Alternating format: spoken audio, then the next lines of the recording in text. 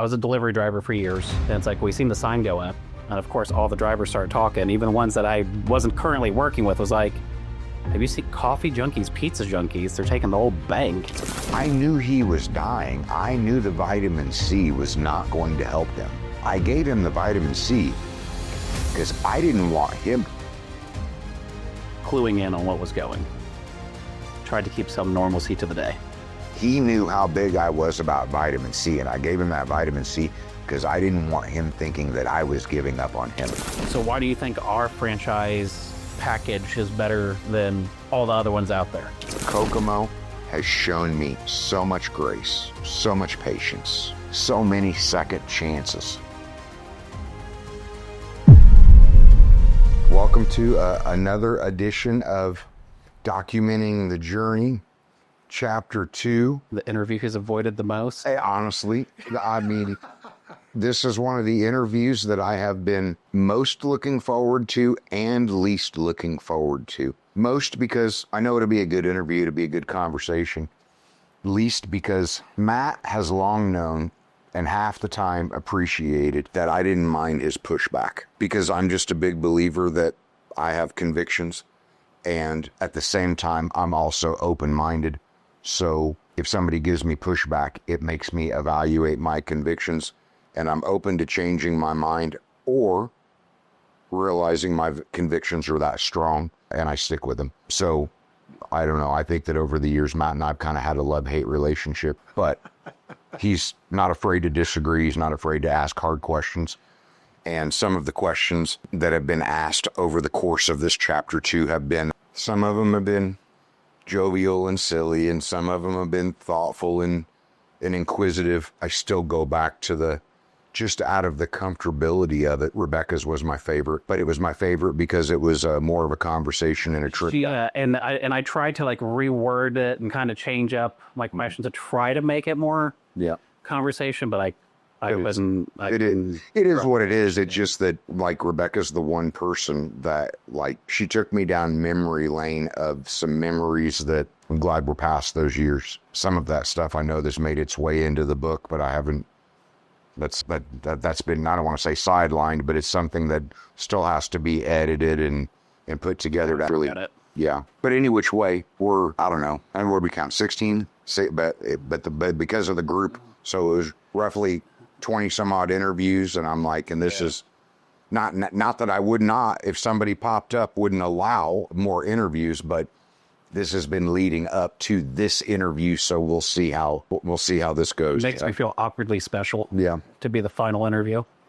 But I use some of those other ones to pull information into mine. Of course, I have to add my bit to it and then work out the rest. Matt, how long have you worked for me? It'll be 7 years in February. February 1st, I think. Maybe 3rd. And I mean, even our story itself, as far as you seeing a sign go up, not knowing that Marion County went out of their way to stop me from opening for a long doors. time. Yeah. I think that whole, even in all of the failures, there had never been a store that took me any longer than 120 days to get open. And that store took me 18 months. Yeah. Because I was a delivery driver for years. And it's like we seen the sign go up. And of course, all the drivers started talking. Even the ones that I wasn't currently working with was like, have you seen Coffee Junkies, Pizza Junkies? They're taking the whole bank. And we waited. They waited. And waited. And waited. Yeah. It was like, yeah, they're not coming. No, and it was like, because I've long said, I mean, that you hear the stories of like, just tell me who to pay to grease the wheels. And while the corruption is not in your face like that, when you hear the government talking about, or politicians removing the red tape and all of the regulations, I'm like, I just thought that was like big business stuff that I knew the hoops that I had to jump through, but I never really like regulations. Till you got to the big city. Yeah, exactly. And it was like, I go from being I don't want to say Kokomo's a pond. It's a lake, but I mean, like, it's a small lake compared to Indianapolis, and Indianapolis was like, yeah, they went out of their way. I guess that's like an ocean at that point. But Lake Michigan, if nothing else. I mean, fair, yeah. That works. Point being, they went out of their way to let me know I ain't shit. And that's where I say, I don't want to hear that experience was very much you politicians are all liars when you say that you support small business. If you supported small business, you would not have regulations like that. You would not be going out of your way to literally stop me from getting open. And it was all on that bank building was commercial, but your commercial food and beverage, and they literally made me treat it as if it was raw land. So much to the point that after they made me get an engineer involved, it's like a kid coming in with his proud homework because his dog didn't eat it, only to be told, no, not good enough. Like, because the engineers drew out everything and that wasn't good enough. They wanted to see the existing electrical on a blueprint and the additional electrical on a second blueprint. And small business does not know anything about blueprints. I literally had to get architects and engineers involved just to be able to open up what was a bank turned into a restaurant that on a building that had been sitting there idle for 5 years, at least. At least. I mean, I know like there was just random stuff that would pop in there, like Halloween store was in there, fireworks store was in there. Oh, people just don't know, but if they knew, they would understand why we have such disdain for politicians, because we know they're liars. They don't care about small business.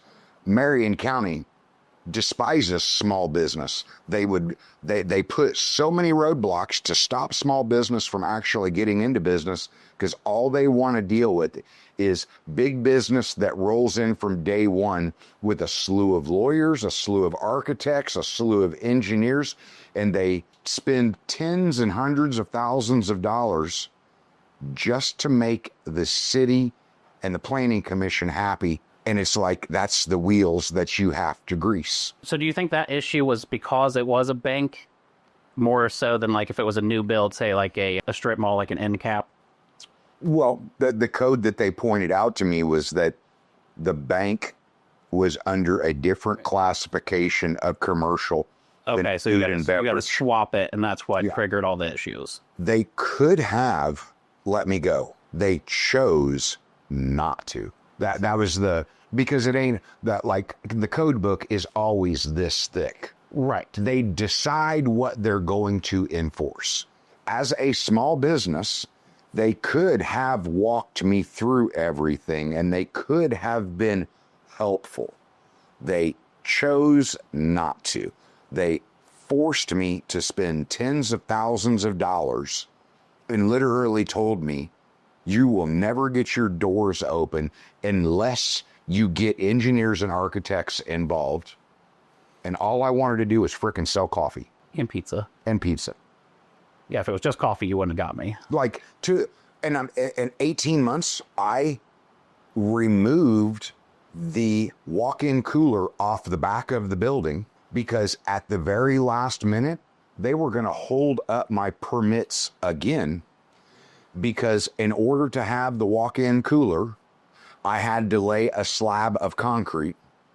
That slab of concrete was going to go at the highest point of ground level on the entire lot. And they wanted me to have a rainwater drainage survey done. And I was like, pretend that you even saw the walk-in cooler. So 7 years, we still have no walk-in. It's not there. Please just give me my permits. It was that pathetic. Do you remember what my question was when I seen your post about drivers? I should have pulled up like an image of the post. I don't, honestly, because that's where I met him. When I met him, he was helping me hang signage. I did not know that he had already been to Kokomo to try the food. I didn't. Yeah, so I won't mention names. I was at another employer and had a meeting with the owner, and it didn't go well. So as soon as I walked out, I pulled up Facebook, and the very first thing was the ad.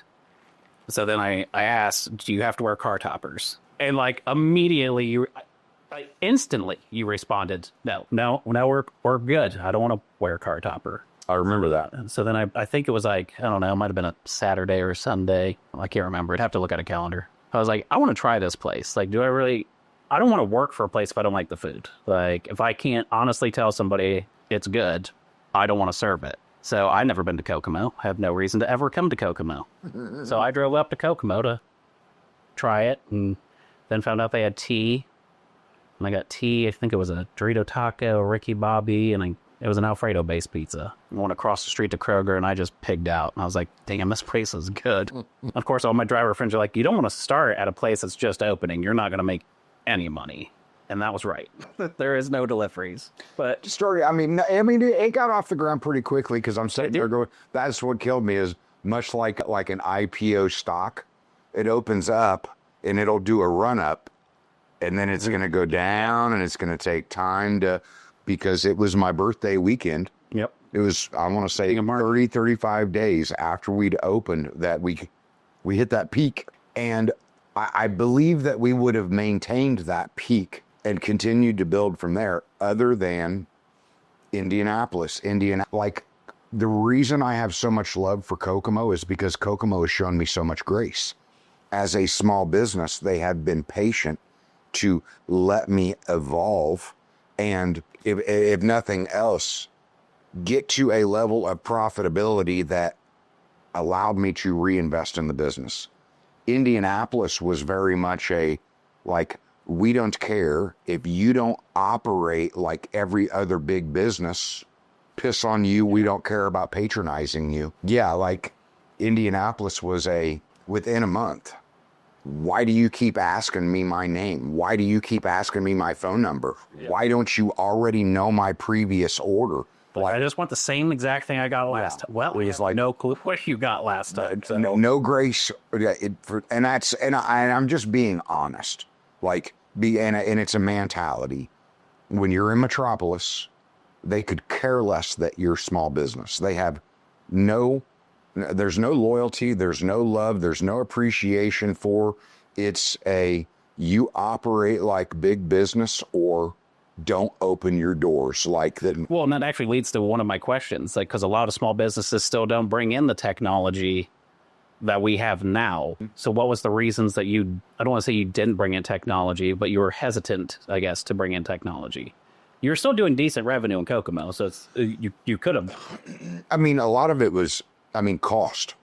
Like, when I swallowed that pill, that was $35,000. For both stores. Yeah, it was, some of it was not understanding it. Some of it was cost. Some of it is, as much as I embrace change, that was a drastic change, which meant something new to learn. And let me put it this way. What pushed me over the edge was my time at Chrysler. As a union rep, I had to headfirst into time studies and man assignments and productivity. Same way with the drive-through speaker. I didn't see a need for it because I didn't see that we were at the volume where it was an absolute necessity. That weekend, what was the peak initially was a realization of, these handwritten tickets are not going to cut it. Without technology, I'll never actually get this plane up in the air and keep it up in the air. And about with everything, it was timing, because something in the middle of I specifically remember the middle of the night that, my brain, and I was like, I've spent all of these years mastering and understanding coffee, and I got into pizza because pizza was my first pizza delivery job when I was a kid. So it was food. That's my frame of reference. But I had never taken time to investigate and understand the industry on a level to which I understood coffee. And it was like, surely there has to be a trade show event.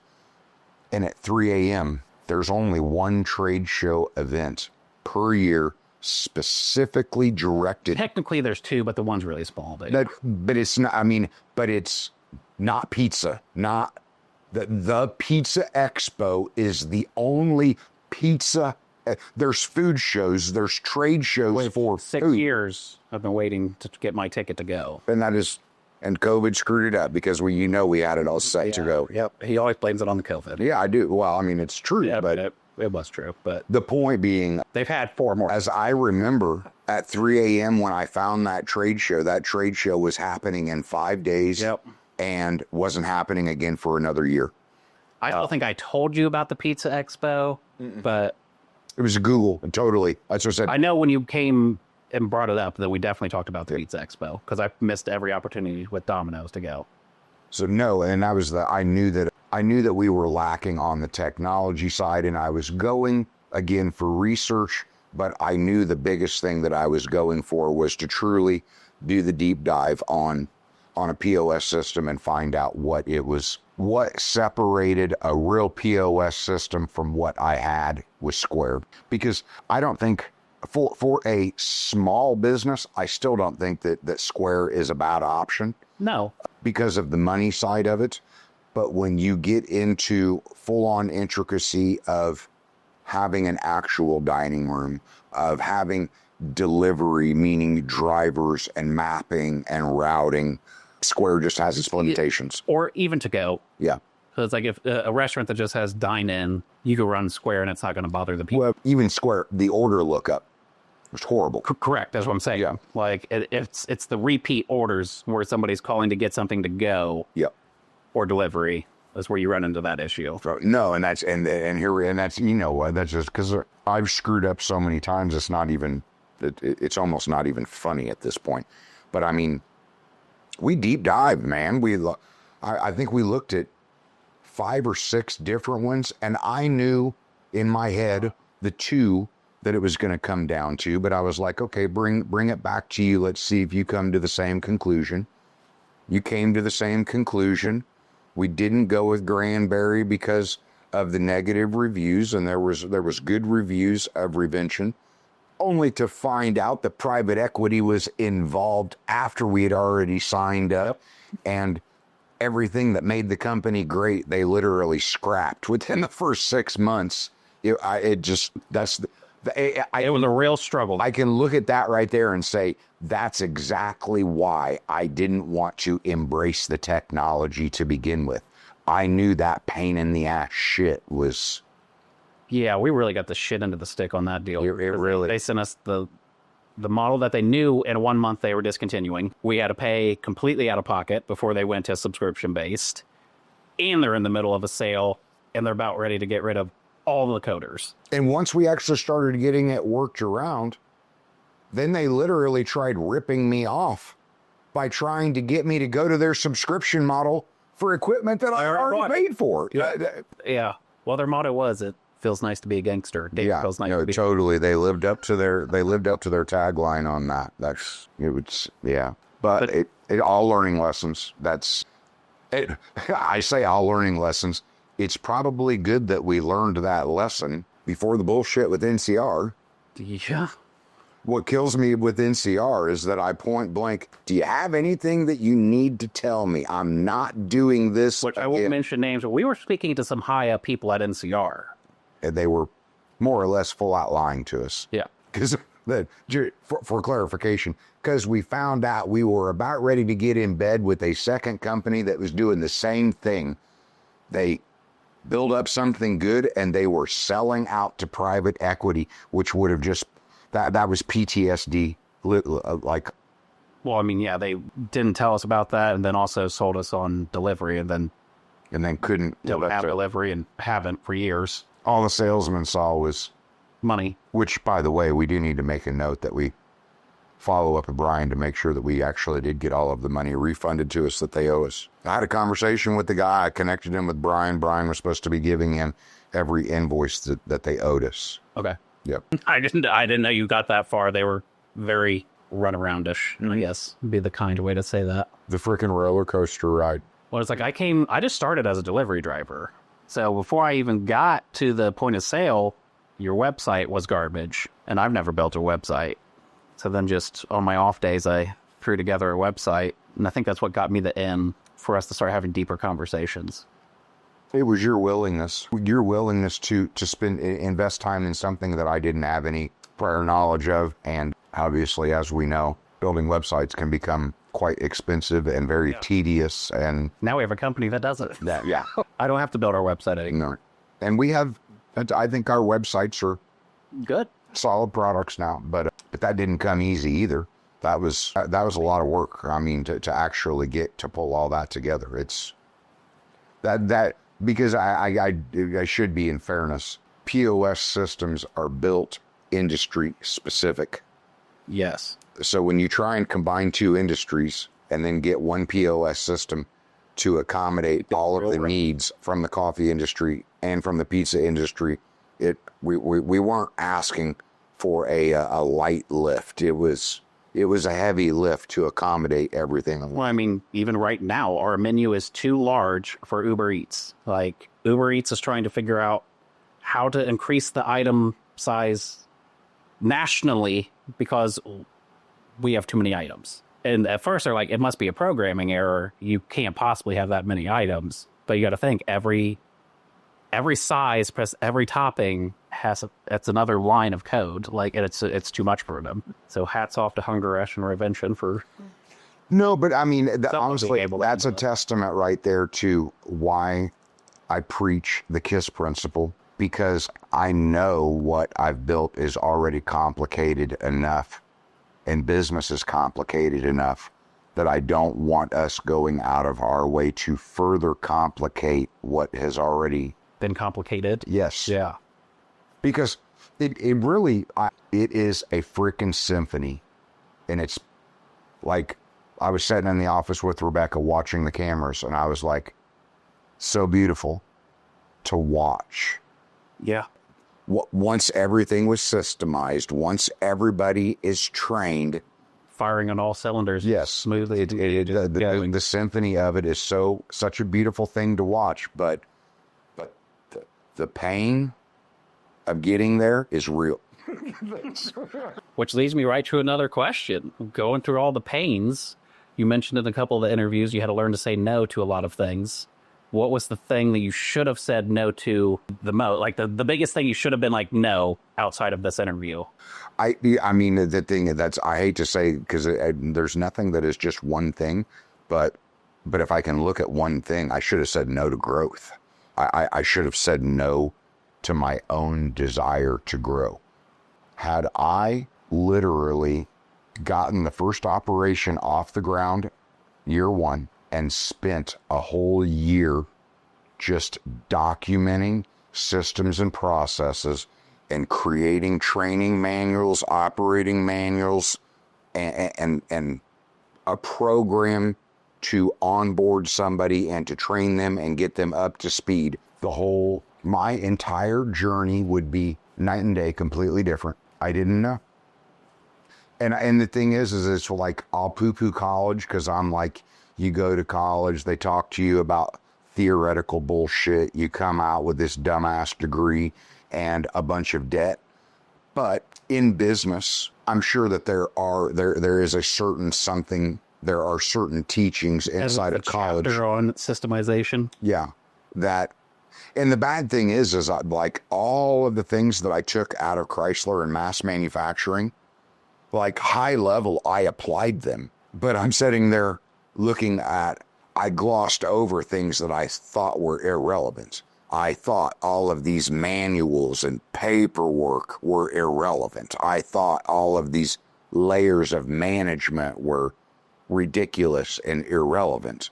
And I couldn't have been further from the truth. I mean, no, there is a reason for all of those manuals. There is a reason for all of the arduous training before you go out to do the job.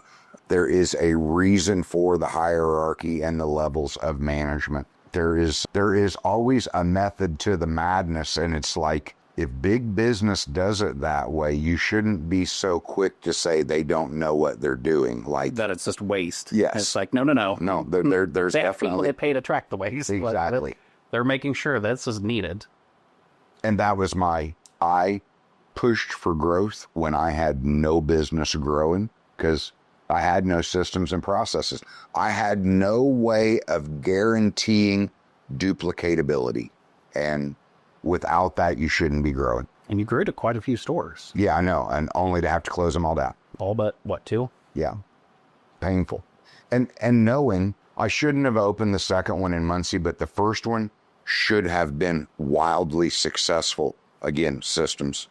I shouldn't have bought downtown, but Whiteland should have been wildly successful. So, like, I can think of 3 operations I never should have opened because they were bad locations. And then I can think of 3 operations that great location, absolutely should have opened.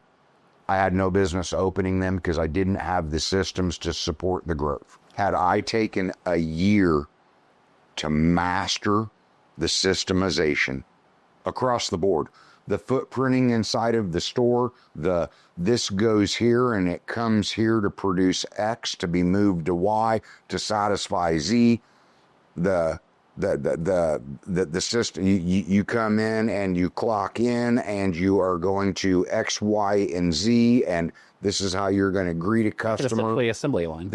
Totally. That's in my head, for the days of the mass production, the ergonomic training all applied. None of it documented. It was all left up here and not putting it on paper. The only time it was present is if I was in the building. And then that leaves chunks get left out. And then when somebody else is in total explaining it, they're going to leave out of they the chunk. cannibalize it to it's a I'm being nice to say lost in translation, but yeah. No, I mean, some of it I'm sure was Jason says to do it this way, but he's not here. So we're going to do it this way today.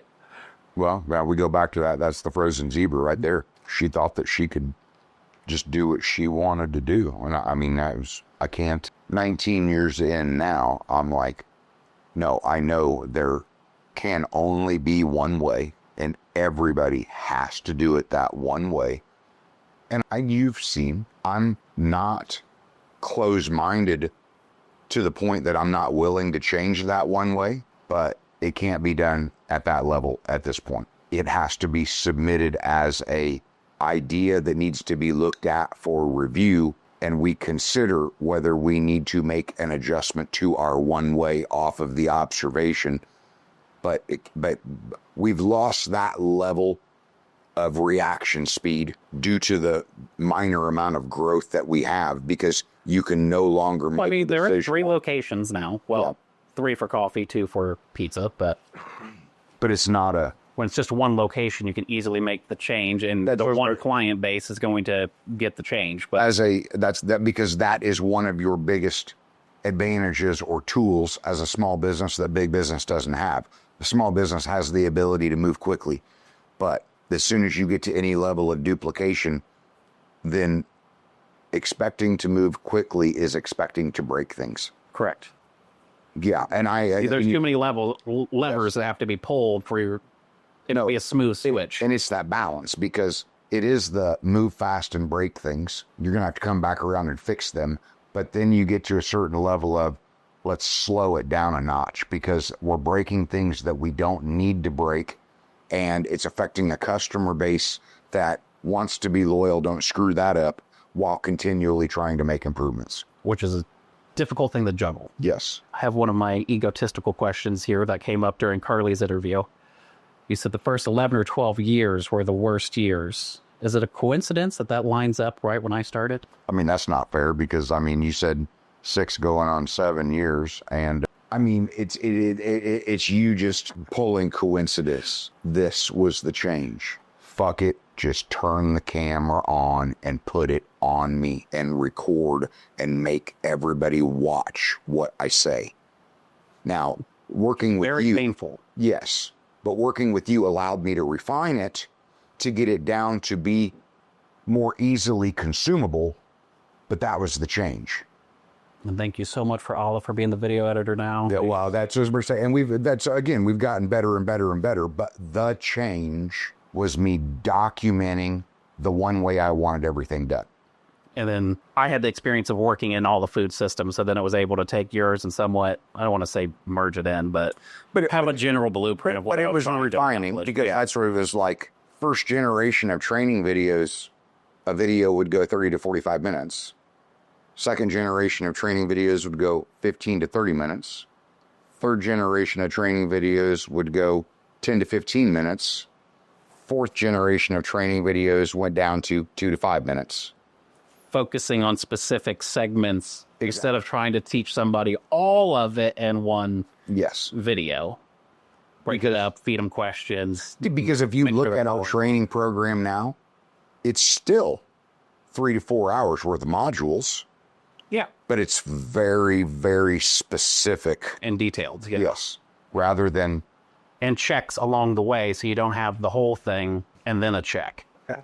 So, no, and we've talked about this. There's a couple of you that I just think everything happens when it's supposed to happen, and people come into your life for a reason, and that's why I hope that you guys, even in your frustrations, can look at me and Rebecca both and be like, they went through a time and they endured pain in a time that you probably never would have gotten involved, but it was because that time was had, because that learning process was what got us to a place that it was the right time for you guys to actually come in and start contributing.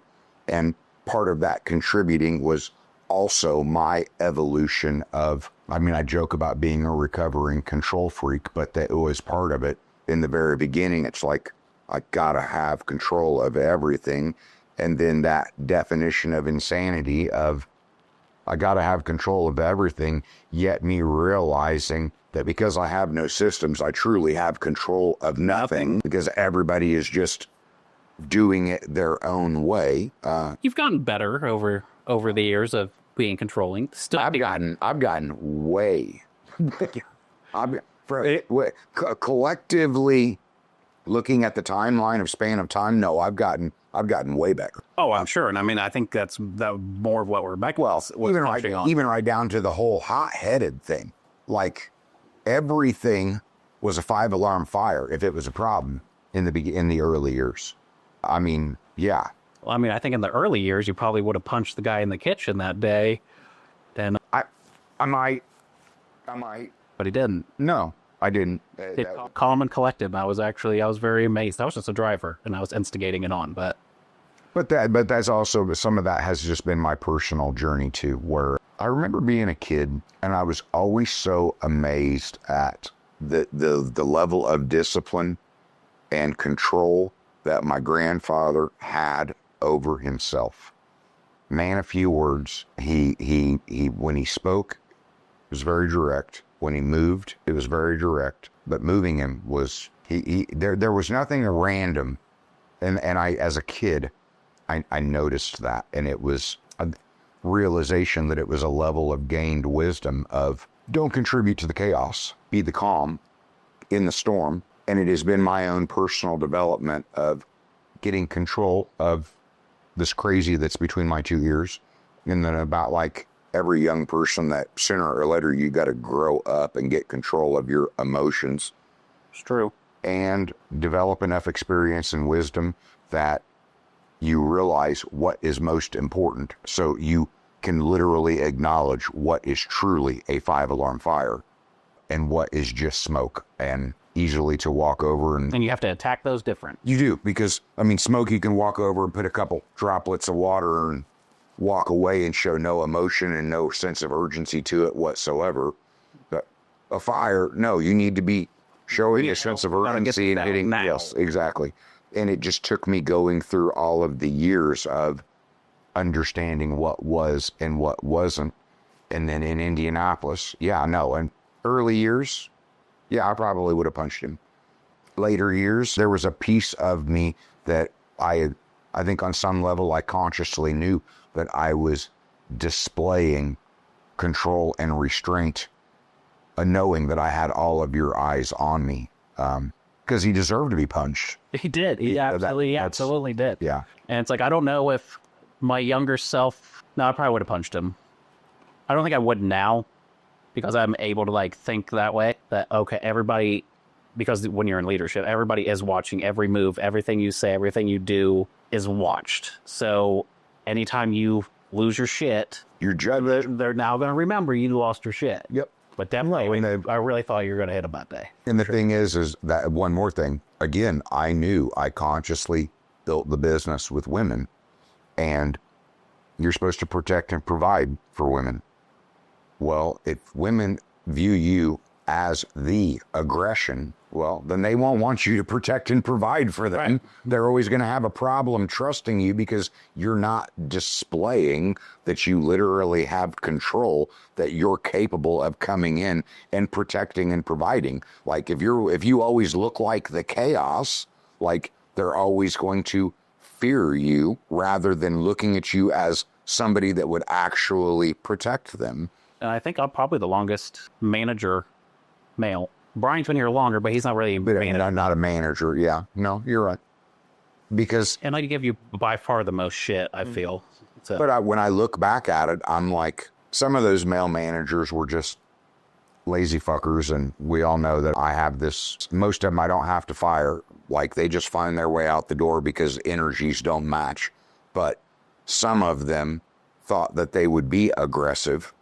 And then it was no, you're not going to do that here because I'm not going to have these girls worrying about whether you have control of your emotions or not. right, yeah. We ain't nobody working for us, living in fear of a man that ain't happening. No. That's not how we operate. No, and the thing is I mean, because you know where I am on this. If I think that you're being a little bitch and just being sensitive, I will not react to that because that's a time to grow up. But I also know the other side of it is a female should not have to exist or coexist having to worry about whether a man around them has control of their emotions or not. Correct. And it's that I don't subscribe to the sensitive BS that's going around today, but I very much do understand that women are supposed to be protected. Well, I mean, that kind of leads to safe space, which I actually have a question on because Lillian brought one up and it was actually a really good one. In multiple interviews, we've heard people say that the store's been type of a safe space for them. I know when I came here, it was a pretty troubled time in my life and how it's been great for me. Obviously, others have felt the same, that it's been a safe space for them. So how does it make you feel when you hear other people say that? I'm going to be, the thing is, Matt. Gave them a purpose, I guess. No, and that's I reject that safe space shit, but I'm so... In context, terms, yes, in the context of what people think about safe space, I absolutely reject it. And when I did that interview with Lillian, I was so nervous because, again, I said, you can ask me anything you want. She was young, so you had no idea where that was going to go. No, and I was like, you will get an honest answer out of me. So when she asked that, I'm like, shit, she's going to get an honest answer. How's the rest of this interview going to go? And she appreciated it. But it was when it followed on with Rebecca's interview that it got me, because I realized I created this business as my own safe space to give me purpose, something to focus on, to take my mind off of all the fuckery going on in my personal life. And all of these interviews made me realize on a level, purpose-wise, I've created a place, some would refer it as a safe space, to take your mind off of all of the BS that's going on in your personal life. Yep. But in the same respect, there are really good people that really want to contribute to something and really want, they're willing to put their all into something. And most places, it's about like at Chrysler, everything is union. And I don't poo-poo union, but if you go into that shop, a union shop, and you perform your best, you'll turn into an outcast. They will suck ass, quit working so hard, you're going to make us have to work hard. I created a safe space for people to know that they could come in and literally give their best effort and they would be appreciated for giving their best effort, that they would be in a group of people that would be like, yeah, you're one of us. This group wants to do their best. This group takes pride in what they do. You could come in and do your best, and at the same time, it's taking your mind off of whatever fuckery is going on in your life, and you would be appreciated for being a valuable member of a team that truly wants to win. And it was in all of that it was like, holy shit, I did create a safe space. I created a safe space for a different kind of person. And that's the kind of, like, I'm so proud of that. And it was through all of these interviews that it clicked, that as much as I hate what they defined as a safe space, terminology wise, I'm proud that it's like everybody is supposed to have a purpose where you look back and say, this and this happened, and if this wouldn't have happened, you wouldn't have done this, and that wouldn't have created the cascade for this to happen, and this person to be born, and for this to happen. And I'm like, when I got Marcia pregnant, I sat at my grandmother's kitchen table. She wasn't even showing. I put my hand on her stomach and said, God willing, twin boys. Like, I don't know why. I was a dumb kid. It doesn't matter. That's all I wanted twin boys. I asked for twin boys. When I saw those two heads on the whatever the fuck, yeah, I literally, just tell me they're boys. It might have literally been happiest day of my life. Like, I asked for it. I told God, I want twin boys, and I willed it into existence with twin boys. Then you take one away from me. I'm like, what the fuck is the purpose of this? Like, he does that, right? Yeah, like, and then in my own head, trying to be positive, I'm like, but you know what? If his brother goes on to be a scientist that comes up with the cure for cancer, then I'll be able to look back and be like, oh, well, if this hadn't happened, this wouldn't have happened, and this is with the purpose of an understanding, and had Connor not died, I wouldn't have created this. If I wouldn't have created this, which was a place for me to just plow all of my energy due to the grieving, then it wouldn't have existed for Marcia to be able to plow all of her energy for the grieving. It wouldn't have existed for Rebecca to plow all of her energy due to the issues that were going on in her personal life. And I can just continue to go down the line of... It's a safe space for the non-quitter. And it's like, if you're the victim mentality, world's against me, we're not for you. No, and that's what I If you're ready to put your head down and get some work done, that's what I was power through it. So afraid of how that question was going to go with Lily, because I'm like, I am not a safe space, because I believe in radical candor, because I believe in honesty, brutal if necessary. I am not a safe space for the sensitive that wants smoke blown up your ass. But in this respect, I was like, oh my God, I literally did create a safe space for a type and group of people. Just not what you would normally think of. Assign it to, right? Yeah. And it was such a beautiful appreciation thing that it was. And it's like, if you skipped on Rebecca's interview, go to it, at least watch the end. I don't know if it was in the last 10 minutes, 15 minutes. Somewhere in the last 10, 15 minutes. Well, even Lily's interview, because I'm sure that you can see me going like, I cringed because I'm like, I'm going to answer this, but I don't know if she's going to like my answer. To be fair, you did warn her. Yeah, no. You're like, I'm going to answer. I don't know how it's going to go, but it took Rebecca's interview for those dots to connect and for it to click that I truly had her words and emotion, I think, is what really made it make more sense. Because like the same as it hit you, like I was like, oh shit, that is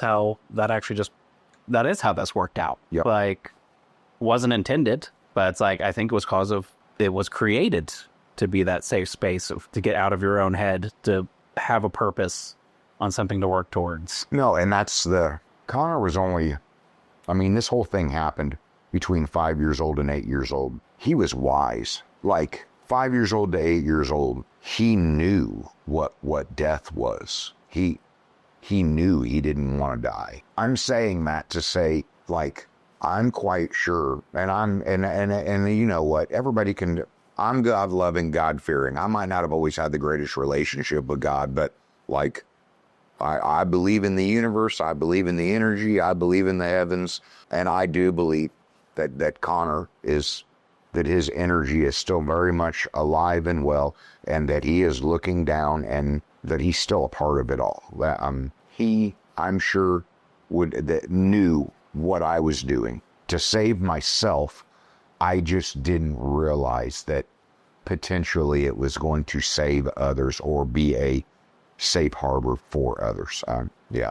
I feel like it's a heavy thing to hear and do. Yeah, that's what I said, is that it's taken my brain to circle back around to it and chew on it. And I really wish those interviews would have happened towards the beginning, because it would have led to asking others. Yes. Yep. And I think that would have been a common theme, that out of the mass majority, especially all the people who've been here for multiple years, like that is why we're, well, I don't want to say that's why we're still here, but I mean, that's no, but part of it. Even when I go back to Katie's interview, because I have since circled back around to her and told her how proud of her I was. Dude, yesterday, I walked up to her, she's like, what am I doing wrong? And Or like, when you get this close? Yeah. And I'm like, you know what? We were just talking about you in the office, and I just want to tell you how proud of you I am, because she was a second chance person, and I know how hard it is to not relapse into and go back to, like, Bad habits. Yeah, you bad habits destroy your life, and you finally get to a point where you realize you're your own worst enemy. It's time to start making some good decisions and find somebody that'll give you a second chance. And the vast majority of people will find themselves in a stressful moment, and they'll relapse and go right back into their bad habits. And then the individual that gave you a second chance wishes they would have never given you the second chance, because all you did was just relapse. I have been so hard on her, like, cut her no slack whatsoever, and at the same time telling her, I'm rooting for you, but I'm not cutting you no slack. You're going to do this. You're going to do it for yourself. And if you will do what I'm asking, you will get 6 months, you will get a year down the road, and you will look back and you'll be able to be proud of yourself for not relapsing, for being strong enough to continue to not make bad decisions and get up every day and make good decisions and let the stress and pressure redefine who you are as an individual. I am so proud of that woman. And again, it was another example of, that was my whole thing with being a union rep. I think everybody deserves a second chance in life. Most people just fuck it up. She didn't. She came in. We knew that she was a second chance person. She was good enough for just long enough to get my attention. Once she got my attention, then it was tough love. It was almost, I'm going to keep pushing you. yes. And she didn't break. And over a little bit of time, her situation got better. And she got better.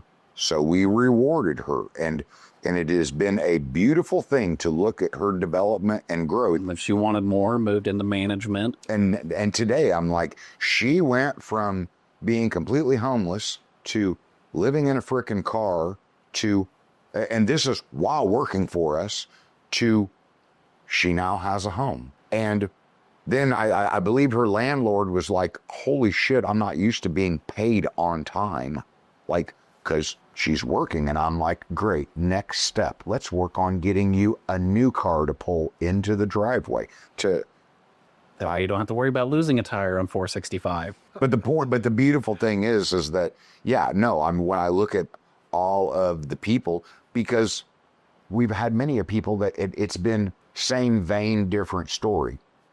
A lot more like Lily, but we've had many young people come through that the same way they're not teaching finances in school, they're not teaching you in school how to be a productive member of society. Not at all. They're not teaching you in school how to work in a team to win.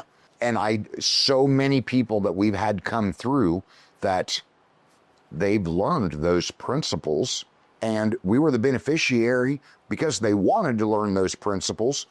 They contributed to our overall development and growth in general. But yeah, for so many people, for so many different reasons, we have been a place of comfort. And then to this day, I'll get both sides of it. I'll get online, somebody will try and attack me, and I will get a previous employee coming in and being like, you can talk shit all you want. This dude always gave me the tools to succeed, whether I utilize them or not. Yeah, really all you can ask. Yes. Then I'll get the other side of it where I'll get people that will thank me for showing them how to be a good team member and how to literally go into an organization and contribute, not set back or just wait to be told. Because we've been a lot of people's first job.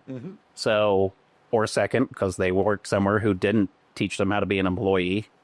And they just get rid of them. That's like somebody has to teach you how to be a good employee. The school ain't doing it. So if you're not going to teach your young people how to be a good employee, then expect them to not be a good employee. True. Well, and the other side, and to me, is logical common sense. Like, government don't cut me no slack. My bills don't stop. If I can't figure out how to communicate with these people and get their best, I'm never going to have Dead in the water, yeah. Yeah, and so yeah, on my end of it, it was like I was not. All of these great things that warm your heart was not out of this just pure altruism of my heart. I'm just such a great person. It was like, I have to figure out how to get the best out of people. I have to figure out how to communicate with them in a way that they want to be communicated with, to get them to be effective at moving our ball forward, because it was a sink or swim on my end of it. It's like, it's getting them to share the vision. yeah, it's really great when I can look back and say, okay, I've developed these relationships. I have affected these lives.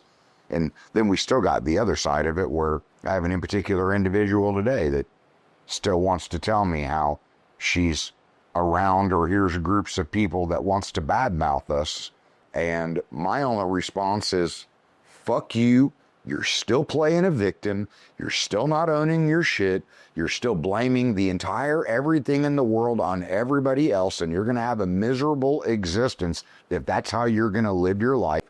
Own your shit. You have to. And we've had our fair share of those. And that's like I told Lily, I'm not a safe space for that mentality. That does not resonate with me any way, shape, or form. And when I look back at it, I'm like, I don't have control of everything, but I do have control of who I employ. And so I have a personality that I will not employ. And I would look at the parents that raised that personality and be like, shame on you. You're setting your child up for failure in life. You're setting them up to have to go pay a shrink and to feed into the pharmaceutical industry that'll just put pills on them. You're not helping the situation. Like, my kids, I don't need my kids to like me. I need them to be productive members of society. I raised them and was hard on them because life is not fair. I did not need my kids growing up and thinking that life was all sunshine and roses. I needed my kids to know life is hard. Life is not fair. I prepared my kids for those hardships so that they weren't just smacked in the face when they walked into adulthood. I think that I think losing Connor definitely would have been a first blow of that realization. Well, and towards that end, it happened with them so young. We did everything that we could to protect them from that. Not obviously the loss is there, and we knew that it would affect them. We just didn't know in what manner it would affect them, but we did everything we could to just keep them moving forward, knowing that they were so young that it didn't have to affect them the way that it affected Marcia and I. Well, obviously I've never experienced that, but from everything you read, that is literally the worst thing that people can go through. So, well, and I'm going to say this, and maybe I can't even open my eyes to it. I had to argue with the hospital to get Connor home. I didn't know what was like. I threatened to just rip him out of the bed and put him into my car. I was like, if you're telling me that we're going to lose him, I'm taking him home. They arranged the ambulance and all that BS and got him home and got everything set up. I didn't understand what they were doing. I didn't understand what hospice was. So if you don't know, when hospice comes in, hospice's job to make them comfortable is to shoot them up with so much morphine that their internals shut down. They lose control of their bodily functions. We didn't know. This is all things that I'm figuring out as we're going through the process. And I'm like, they're on a regimen of continually injecting him. And I'm like, different things over and over. And I mean, as I'm, because I knew he realized, like, in the last 8 hours of his life, I brought him vitamin C and had him take it. I knew he was dying. I knew the vitamin C was not going to help him. I gave him the vitamin C because I didn't want him cluing in on what was going. Tried to keep some normalcy to the day. He knew how big I was about vitamin C, and I gave him that vitamin C because I didn't want him thinking that I was giving up on him.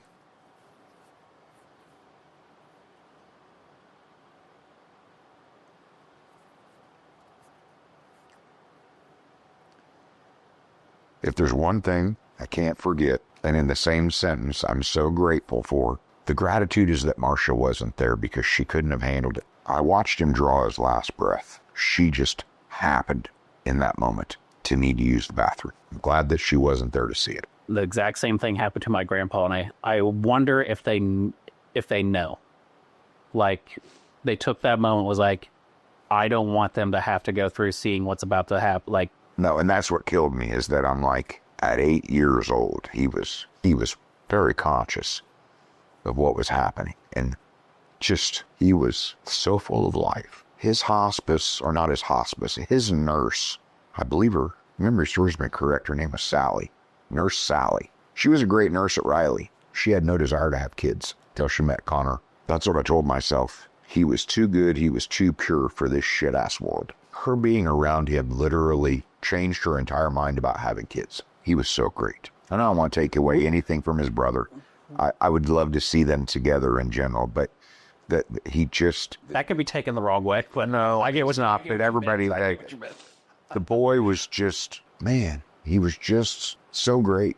And when I like, just full of so much goodness, like, just not an aggressive bone in his body. He just, yeah. But I go back to if it was not that the business was because of him, I don't know that it would be in existence, because I don't know if I would have fought as hard as I did to keep it in existence. If it was not that it was tied to him being the reason that it was created, I don't know that I would have fought as hard as I did to keep it going. It was the feel that got you through. And that's where the 99% comes in. It's like, there's people who shouldn't be in business. They get forced out. Arguably, you made a shit ton of mistakes. You should have been forced out. But you were willing to take that extra sacrifice that so many people do not understand. No, and I remember reading that in a book, that the vast majority of people that actually go on to be successful experience some sort of trauma that the average person never goes through. And so that's where I'm like, collectively, like, not only do you go through an extreme amount of pressure just in the entrepreneurial journey, but to go through the trauma where it's just out of the fire into the frying pan. The funny thing is, I'm generally unapologetic about who I am in general, because I know that I live by my own code, and it doesn't necessarily align with acceptable and politically correct in this world, but I'm comfortable with me. It's been through these interviews of taking me down memory lanes. And again, we come with the open-minded, willing to see different perspectives. But this makes me remember everything that I've went through. And all it does is just strengthen my conviction and resolve that I'm unapologetic about who I am and how I am. Because opinions are like assholes, and everybody wants to judge everybody, but nobody actually wants to walk in the person's shoes for what it took to get where they are. And I'm not going to sit here and spell out my life to every schmo that wants to judge me. I'm fine with me, and I'm fine with, I got people that at one point have been close to me and they're not close to me no more because they can't take my directness. They can't take my truth. They can't take somebody truly holding their feet to the fire and being like, no, I'm not going to let you avoid this. I'm not going to let you slide this under the rug. I'm not going to allow that in anybody around me, and by extension, they're not around me. But I'm fine with it. Yeah, we've seen a lot of people come and go over the years. And like Rebecca likes to point out, a lot of people come back. True. That we've had so many, like when you look in the stores right now, it's like, who went out into the world and realized that smoke blowing up your ass, nobody having any level of accountability, sounded good walking in the door, but was shit environment to actually work in, and decided that they wanted to come back and work for us with a renewed understanding and appreciation for being highly accountable. Well, you take it after years, you take it for granted. Like, I mean, especially the relationship that we have, and I mean, I would probably say the same goes for Skylar. It's like, you know, it's decent, but you don't know maybe it is better out there. But you're like, nah, it's really not. Well, and that's where I said it kills me that the world would poo-poo work, because, like, I remember several people when I was younger, puts hair on your chest. I mean, it builds character. There's nothing wrong with work. And so many people are like, no, I want to coast through life doing as little as possible to be paid as much as possible. And I'm like, literally, that's their mentality. Yeah. And that does not build any character. It does not gain you any respect. It does not put you in a position of people wanting to have rapport with you. And it's definitely not a reputation worth living your days having. Yeah. I'm okay with people saying he's difficult, he's opinionated, but he's good for his word. Like, because I'm sitting there going, in today's day and age, the good for his word part, that's the shit that's hard to find. Yeah, speaking of that, in Rebecca's interview, you said you had to go around apologizing to all of us for some of these people you've made us deal with after their time had long passed. I've never got an apology for having to deal with some of these shit people. You know what? But you have, and you know you have. Because I didn't go around and say, I know I made you endure this, and I sincerely apologize. Apology accepted. But I've apologized in my own way, and all of you have. And I know the joking that's going on with it, but I'm sitting there going, we've all made mistakes. On some level, we've all shown each other grace. So on some level, you guys know where I'm coming from when I want to see potential in people. You guys know where I'm coming from when I want to give somebody a second chance to see if they'll embrace it and live up to it. And I mean, I remember having a conversation with you about, damn it, Matt, by the numbers, it makes sense. If I can get just one of them, it's worth all of the time and efforts. I think in that instance, the 10 we looked at, I don't know if there was one. There wasn't one. Yeah. But what makes that story even better is the first one we pulled into to talk to, she was like, I like playing with fire. And as soon as she left the office, Jason goes, yeah, we're not keeping that.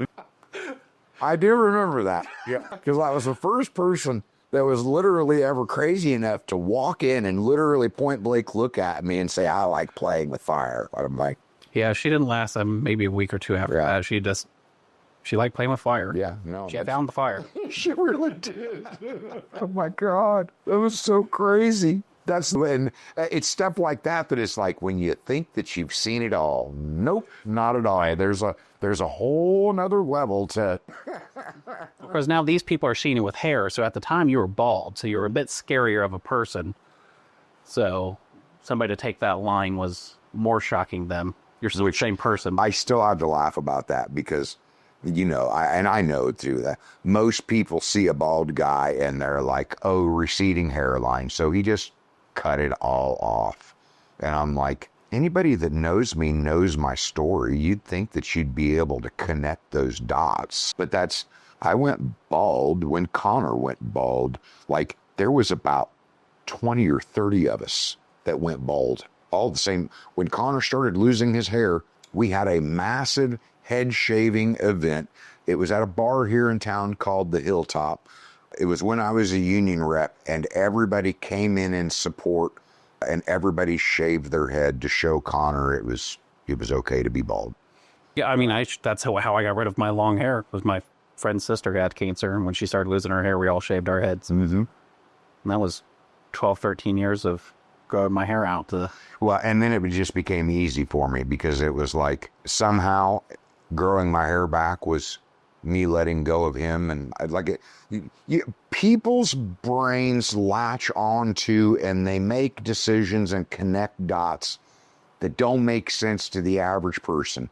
If you've never been there, done that, if you've never been in that situation, you're likely not going to understand. I don't expect people to understand me and why I do. And the hair was, I'm not letting go of him. And then it became, I'm too busy to have to worry about having a bad hair day. And it was I ain't got the money That's how to go to a barber. Mine was. No, you wanted to grow your hair. I'd be like, no, I just don't want to pay $25 every couple of weeks to get my hair cut. And once you go for so long, it's like, well, let's see how long we can go. And then it turned into the tall, bald head, deep voice. You're just so intimidating to the point of getting to that 20-year mark and being like, okay, it's time to let this go. Do you think it's truly, I think it's changed your perspective, like how people perceive you. Do you feel like it has? I don't, it's funny where I will put some of the deepest thought into obscure things that nobody understands why I go so deep down that rabbit hole. Yeah, but it ain't. Like, I don't even think about it. I will notice late at night that I'll be like, oh yeah, there's something up there. But I don't, when it's brought up, maybe I think about it. Do you remember what former employee was the one that was like, well, if you think about it, he's like a villain out of any movie or comic book, tall, deep voice, bald. It was like, oh shit, yeah, you're right. Luckily for me, I didn't read comic books or watch cartoons. No, I laugh about that because it's like, you don't know how, and generally speaking, it's the girls that, because I mean, after employing 300 or 400 people, you're not going to remember everybody. And somebody be like, oh, like Rebecca and I went out to dinner and I saw a kid and I'm like, I can't remember his name, but I know we employed him. And she was like, oh, that's Lucas. And 10 minutes later, it clicked. I'm like, he was a barista, one of the female baristas, but he was a server. And I'm like, this might actually be a good thing for him. And then I look at him and I'm like, just like the Lucas that I remember, because he was wearing a hoodie. And I'm thinking, you're bucking your employer. You're refusing to wear work attire when you're actually on the floor serving customers and just casually walking around like you own the fucking place. Yeah, that's the Lucas that I remember. Yeah, no, They're a minute to get there, but exactly. sort of things still change. Well, the thing is that like we got to a certain point where I didn't have to deal with solving his problem. He was one of those that, like, I remembered him because I remembered the jovial banter back and forth, because there are many that, even with the bald head, I didn't intimidate them. They were not easily intimidatable people. You don't know how many women I've had look at me and be like, I ain't afraid of you. And I'm thinking, good. Like, the only... Wasn't going for that. Yeah, I know. I'm like, perfect. The only person that should fear me is somebody up to no good. And then it doesn't matter whether I got a bald head or not. Like, if you're up to no good, yeah, you should definitely fear me. But if you're not, like, no, I don't. So I never put that thought into it. But again, you have a hard time putting that thought into it if you're always looking at yourself in the mirror and it not being about ego and you're not trying to accomplish that level of intimidation. That's not me. Well, I mean, everybody's mind is their own worst enemy. So it's like, if you get an idea of something, your head will run down that rabbit hole thinking you read it's true, but it's like, yeah, you're not this evil asshole owner. Otherwise, all of us wouldn't be here. That's the thing when it comes to the whole dating thing, where I'm like, I don't chase, and friends that some of my deepest friendships, anybody that takes the time to get to know me, I understand there is an appearance where you don't know me and everybody quick to judge. You're going to make this instant judgment.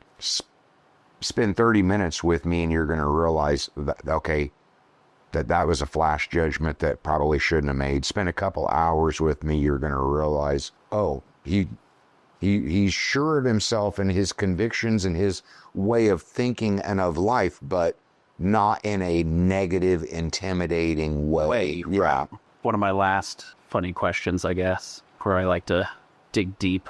You mentioned that you hate seeing people waste time and money decorating their office. And as we sit in what is probably the nicest office in the organization due to these hardworking modeling hands, why do you hate people expressing themselves through their office?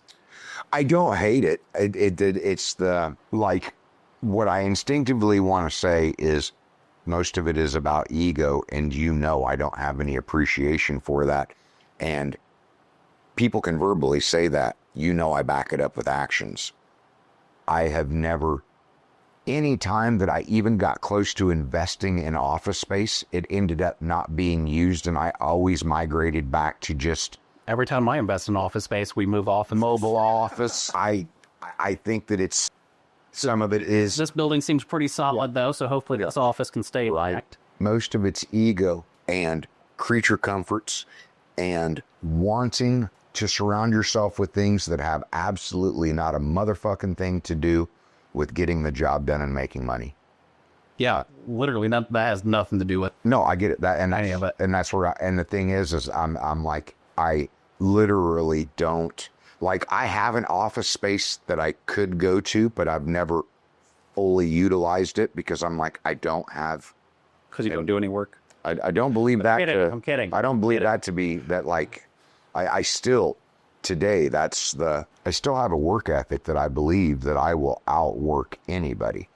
But at 49 years old, I'm also sitting here going, but there's enough wisdom there to know there is high value work, and you really need to be gauging like where you direct your mental and physical efforts. In my last couple coaching calls with my business coach, we have one of the biggest topics of conversation has been about emotional expense. Emotional expense is real. You have to assign something to it. Well, had I assigned emotional expense, this building wouldn't exist. Had I assigned emotional expense, I never would have got involved in Vickers. I likely never would have got involved in Scared Rabbit. Yeah, emotional expense is real. And I mean, like, anytime you start something, you have got to maintain something. That's office and having all of it's just not, that's where I come back to I want experiences in life, because experiences end up being memories, and it's not something that you have to maintain. It's just there. It's there. It's an experience. Whenever you want. It happened. You can revisit it mentally anytime and move on.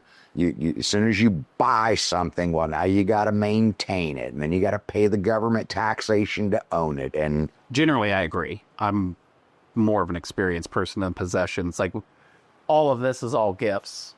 I haven't bought any. And I get it. And I mean, and it. I did buy all of this, though. They're a very creative, genius idea. They're gifts speaking to what they know your interests and your personality is. So I get it. It all started with me buying the wreath, and then everybody just keeps. Somehow I got assigned Yoda.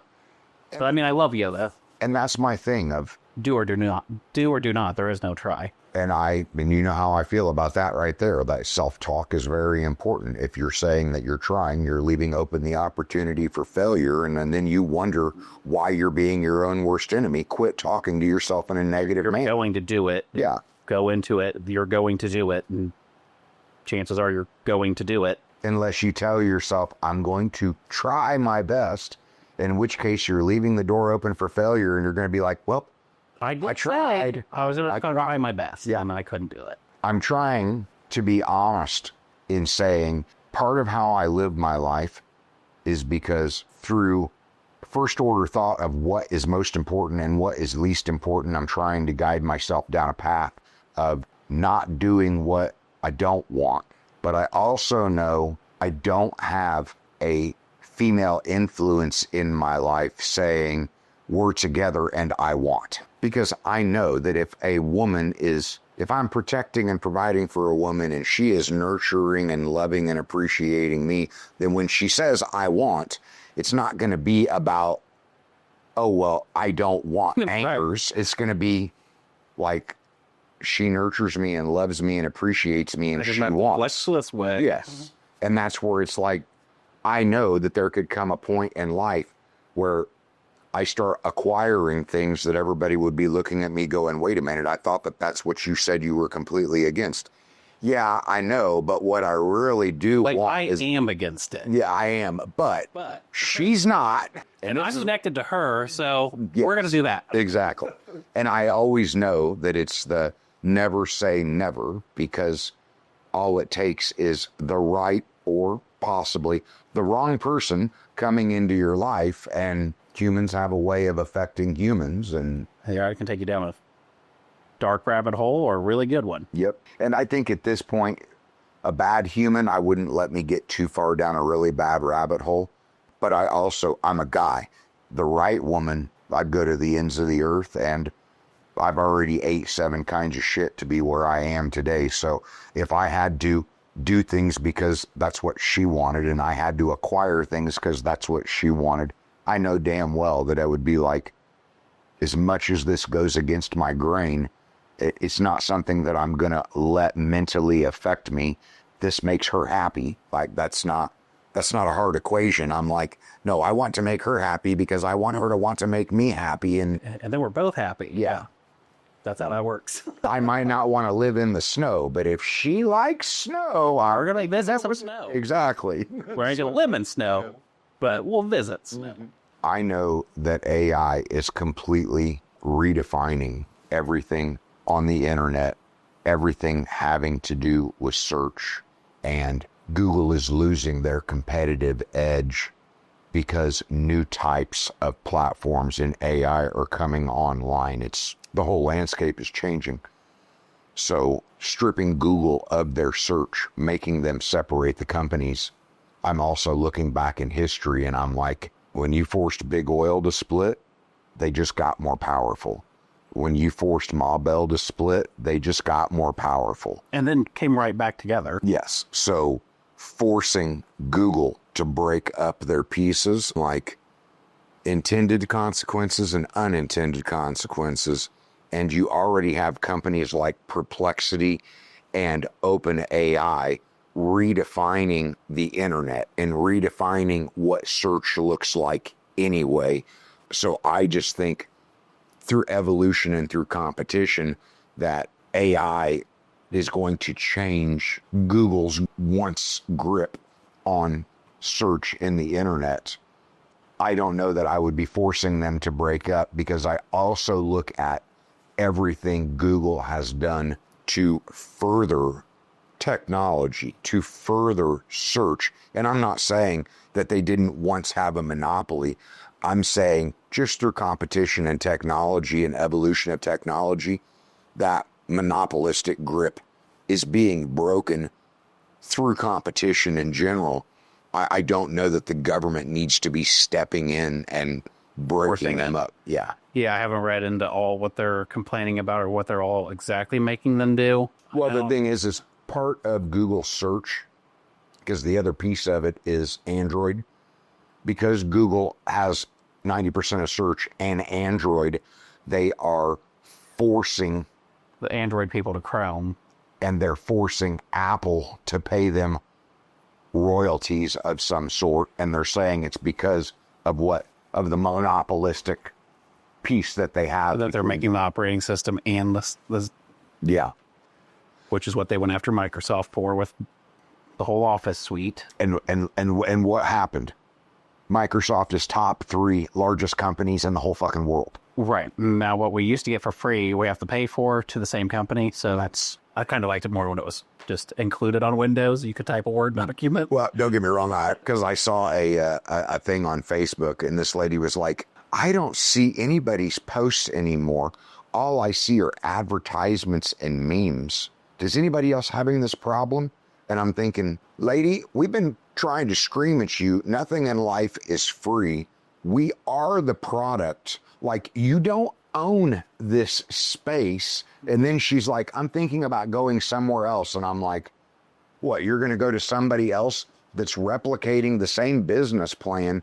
The simple fact is we are the product, and this whole country has just dumbed themselves down to don't bother literally becoming a crafter of words. Just create some stupid ass fucking meme and everybody seems to resonate with it. Because it takes less time to comprehend it. Exactly. And all of it is disheartening because I'm just sitting there going, when I look at all of this, I was happy, and I say I'm happy on the principle of it, but I still have not. I haven't signed up for X. I should, because I like that it's paid. Like, if you want to have your space, fucking pay for it. If you think you have your space that's being given to you for free, it's not your space. Yeah, but it's not like they're still not ads and they're still not stealing all your information. I mean, you're just now paying for them to also steal your information, and they'll push you back. See, and again, that's what I said. I'm not on there. I don't know. Me either. But the point is, like, if you didn't know, if it wasn't for this company, I wouldn't even be on Facebook. That's the whole. I try and stay off of it because I see those same memes, and I'm the guy that'll respond and be like, "Well, this is dumb." Some are funny though. Did you play the one that I sent? What? I know I played one. Well, I also feel like you sent one while I was here today. I did. Listen. And no, I tried not to. Do they call it common sense when it's clearly not fucking common? Seriously, I have met rocks with more reasoning skills than some of these fucking idiots walking around. It's like people are out here competing in the Olympics of stupidity, proudly wearing their gold medals for being brain dead. You'd think basic logic would be, well, basic, but nope, not for some people. They're out here acting like thinking is some kind of advanced level math problem. I swear, half these fucking dumbasses couldn't find their way out of a wet paper bag if you gave them a map, a flashlight, and detailed fucking instructions. They're the ones who look at a wet paint sign and still touch the wall like their brain just short-circuited. The worst part? These same fucking morons think they're geniuses, walking around with their heads so far up their own asses they can't even see daylight. And we've got to share the planet with these fucking dipshits. It's called common sense, not optional sense, you dumb fucks. How about you pull your head out of your ass for 5 minutes and try thinking before you act? It's not rocket science. It's literally the bare fucking minimum for functioning as a human fucking being.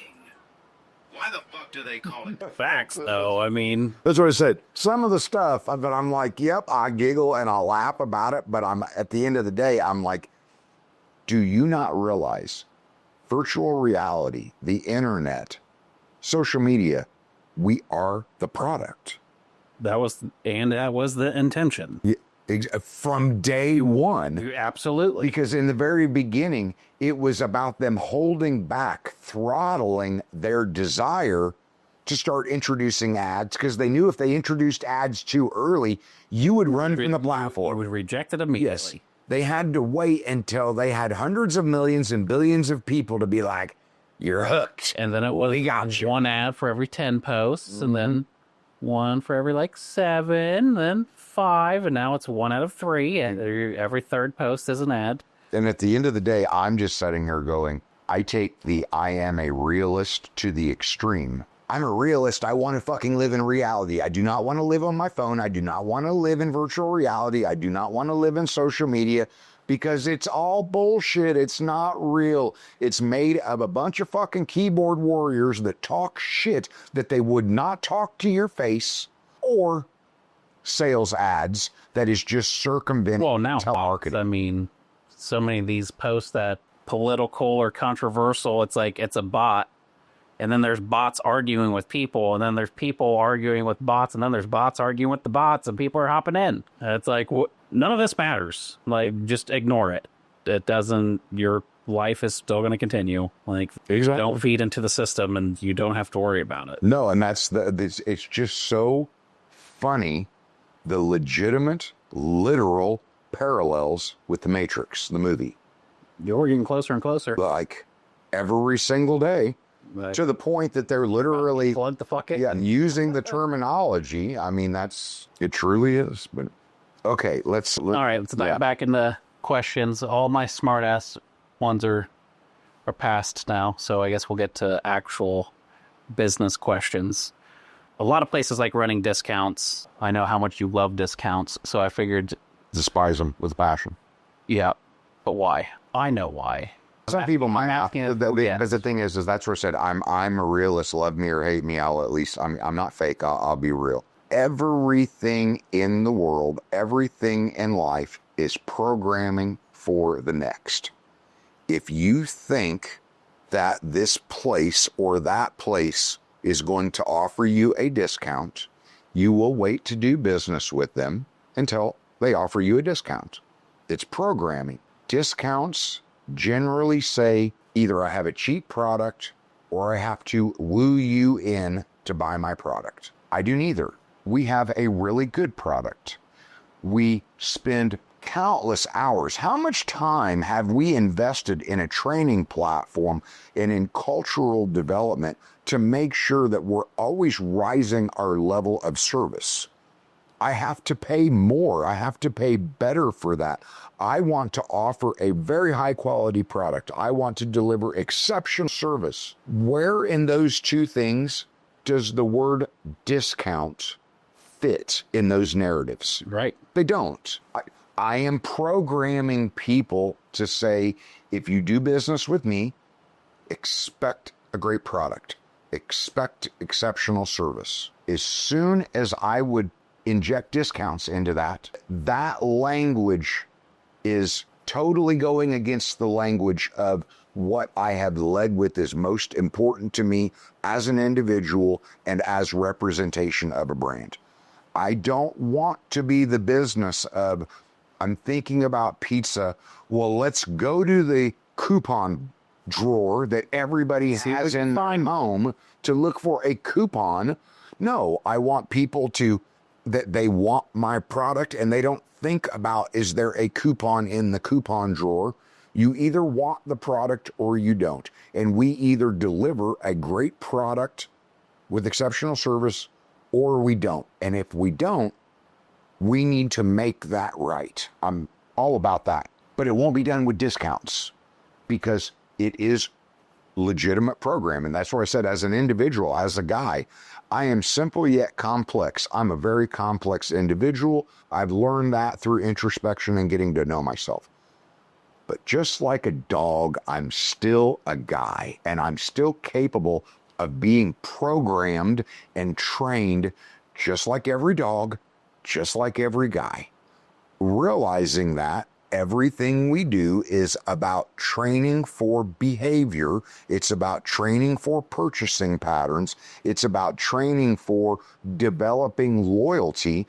And if I develop loyalty with somebody off of giving them a discount, then I'm developing loyalty with them based on price. Price is the easiest loyalty to tear down. Build loyalty with somebody based on quality, based on service. That air is thin. Most people are afraid to compete up there. It is a higher level of loyalty that is harder to break through. I have no love I don't even carry around those loyalty cards for gas stations or frequent flyers. As you should. Maybe you should. I don't, because that when I go somewhere, it's because it's what I want. I don't care about their loyalty program. I don't care about the discount. I care about, I'm in the mood for X. Towards that end, a 30-year loyalty was broken with me. Like one of my guilty pleasures was a good donut. And I had a place where I would go for that good donut anytime that it stuck to me. Could care less about the price. I'll be honest, could care less about the service. The quality of the product was so freaking good. You could give me shitty service and I would still go and be happy. Yeah, yell at me as I come and go. I'd care less. As long as that donut was good. 3 times of walking in when the donut case should have been full and it was empty and hundreds of donuts on a rack that I was told I wasn't allowed to choose from. You just gave me shitty service and you denied me the quality product. And all I could say was, thank you for breaking a guilty pleasure and a bad health habit that I needed to break. But it was all based on the quality of the product. I cared less about any discounts. I don't, that's not the kind of brand I want to be associated with. That's not the kind of loyalty that I want to have to defend. That is that union background. I don't believe in the race to the bottom. Everybody in the race to the bottom is how much cheaper can I make it? How much cheaper can I sell it for? One, cheap is cheap. And I'm sorry, that's one more reason why I don't go to McDonald's. I have no desire to fucking consume plastic. But There's a lot of places that way. And that's just not, that's not how I'm built. That's not what I want in my life. And when I look at it psychologically, I'm like, I truly believe in the Cheers concept. The simple fact is, people want to patronize and they want a reason to be loyal to something. You can't be successful in business only giving them one reason to be loyal. You have to stack it and give them many reasons to be loyal. And then you have to think about what message you're sending in all of those reasons to be loyal. And then the question is, when you start talking about discounts, does that align with the message and the programming that you have been sending out to your customer base or your potential customer base? From my eyes, the message that I'm sending out and what I value most about my employees and my product and my customer, if I were to start in with discounts, I would be sending mixed signals. And we all know what happens in relationships with people when you start sending mixed signals. Only great things. Yeah, exactly. Only great things. So isn't that? I feel like a lot of small businesses feel like they have to discount to, and there's different for doing a promotion if something's new, if you're new, and there's outliers to that. The discount has to be so deep and so retarded that it's obvious it's not sustainable. Correct. I'm giving it away just for you to try it is different than, well, on the first of the month I'm sending out that coupon, so don't order from me. Just wait till the first week. You'll check your mailbox. You'll get your $5 off. And it works for cheap pizza places. I get it. It does. It works for cheap coffee shops. I get it. And that's your line. And your customer is never going to be my customer. Right. You can't be all things to all people. Very likely our customer isn't going to be your customer. And they might. And then they're going to be like, oh, with the coupon. Well, but wait a minute. This tastes like ass. And they weren't very friendly. And I'm willing to pay the extra for my taste buds being happy and me feeling like I'm appreciated. I love it when people are like, everybody there was just so nice and welcoming. It's like, good. That's how it. Well, because when we hear reviews, granted. No, but when we get reviews like that, I automatically want to be like, thank you, but know that we're a small business and that sooner or later we're going to make a mistake because we're not perfect, but thank you for. Yeah, when the people mess up or we mess up, we always go above and beyond to make it right. I like to tell people, like, you want us to mess up because it's like, I want to take care of you like you would not believe. Well, I also don't want to mess up. So that was one of the things right there so they had a pizza come through and they were questioning whether this customer was scamming and just trying to get free product. They asked for multiple extra toppings and they asked for extra cheese. And then they complained. And oddly, they were shown the pizza before they ever walked out the door. So, like, you're shown the pizza, you signed off on it, you paid for it, you walked out the door. Okay, well, in particular story, that was the husband. Then once he got it home to the wife, she wasn't satisfied with what she saw, so she called to complain. I saw the picture. The girls were like, we delivered what we think is a good product. And I looked at it and I'm like, to me, that don't look like extra cheese. Well, but it is, as far as we know, and we definitively know it was extra sausage and extra pepperoni and extra whatever that. And I was like, you have to understand with me, find one thing that we know we did wrong, own it all. Yep. All, because it is about sending a message to your customer base. If we can find one thing that we did wrong, potentially not doing that one thing wrong could reshape the entire experience. And it is about a message, and it is about programming, and it's letting your customer know we appreciate you so much that if we just find one thing that we know we need to own, we're going to own the entire experience and then bend over backwards to make it right. Because at the end of the day, this customer got a call back and was like, the owner saw the picture. He's so sorry. And not only did we refund the order, we gave him a credit for another order. Yep. Because I was able to look at a picture and be like, that's not extra cheese, so it doesn't matter. I know the extra cheese, how you can see the toppings tells you if there's extra cheese or not. And that's like, and don't get me wrong, because we talked about this and we end up going to looking at creating a training video. When you are cutting, you are pulling toppings in every single cut. Well, consequently, the dough had bubbled up, and they were not purposely cutting through the bubbles. So every time they were cutting the cheese, they were pulling it away and exposing a bubble, which could very well give you the idea of not enough toppings. Right. Because you didn't cut through the bubble. So you amplified the bubble. Yeah, you amplified the bubble rather than closing it off by cutting through it. So areas where it was very obvious that there was plenty of cheese, you made it look minimized. And an area that should have been cut through, you maximized it. Okay, how can we learn from this? Then let's put into our training program on how to properly cut a pizza, because there is a right way and a wrong way, because from time to time, the dough bubbles.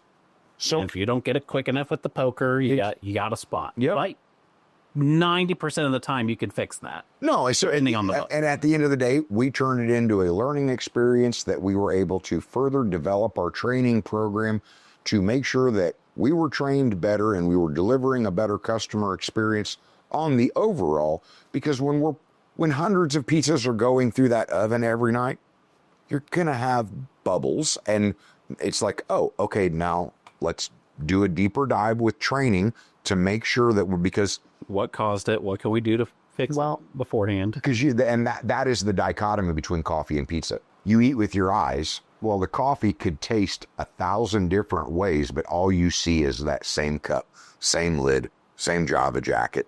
But what is in it could be drastically different from one to.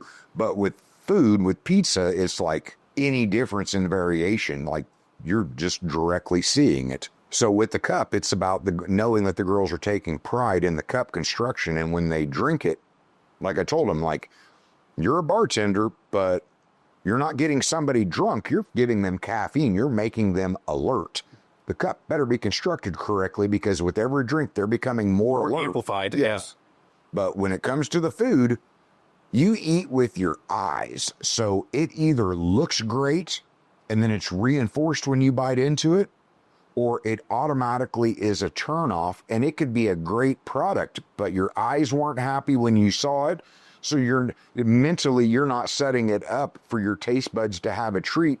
You're already halfway disappointed before you ever put it in your mouth. Skeptical, and your taste buds are going to be skeptical. Yeah.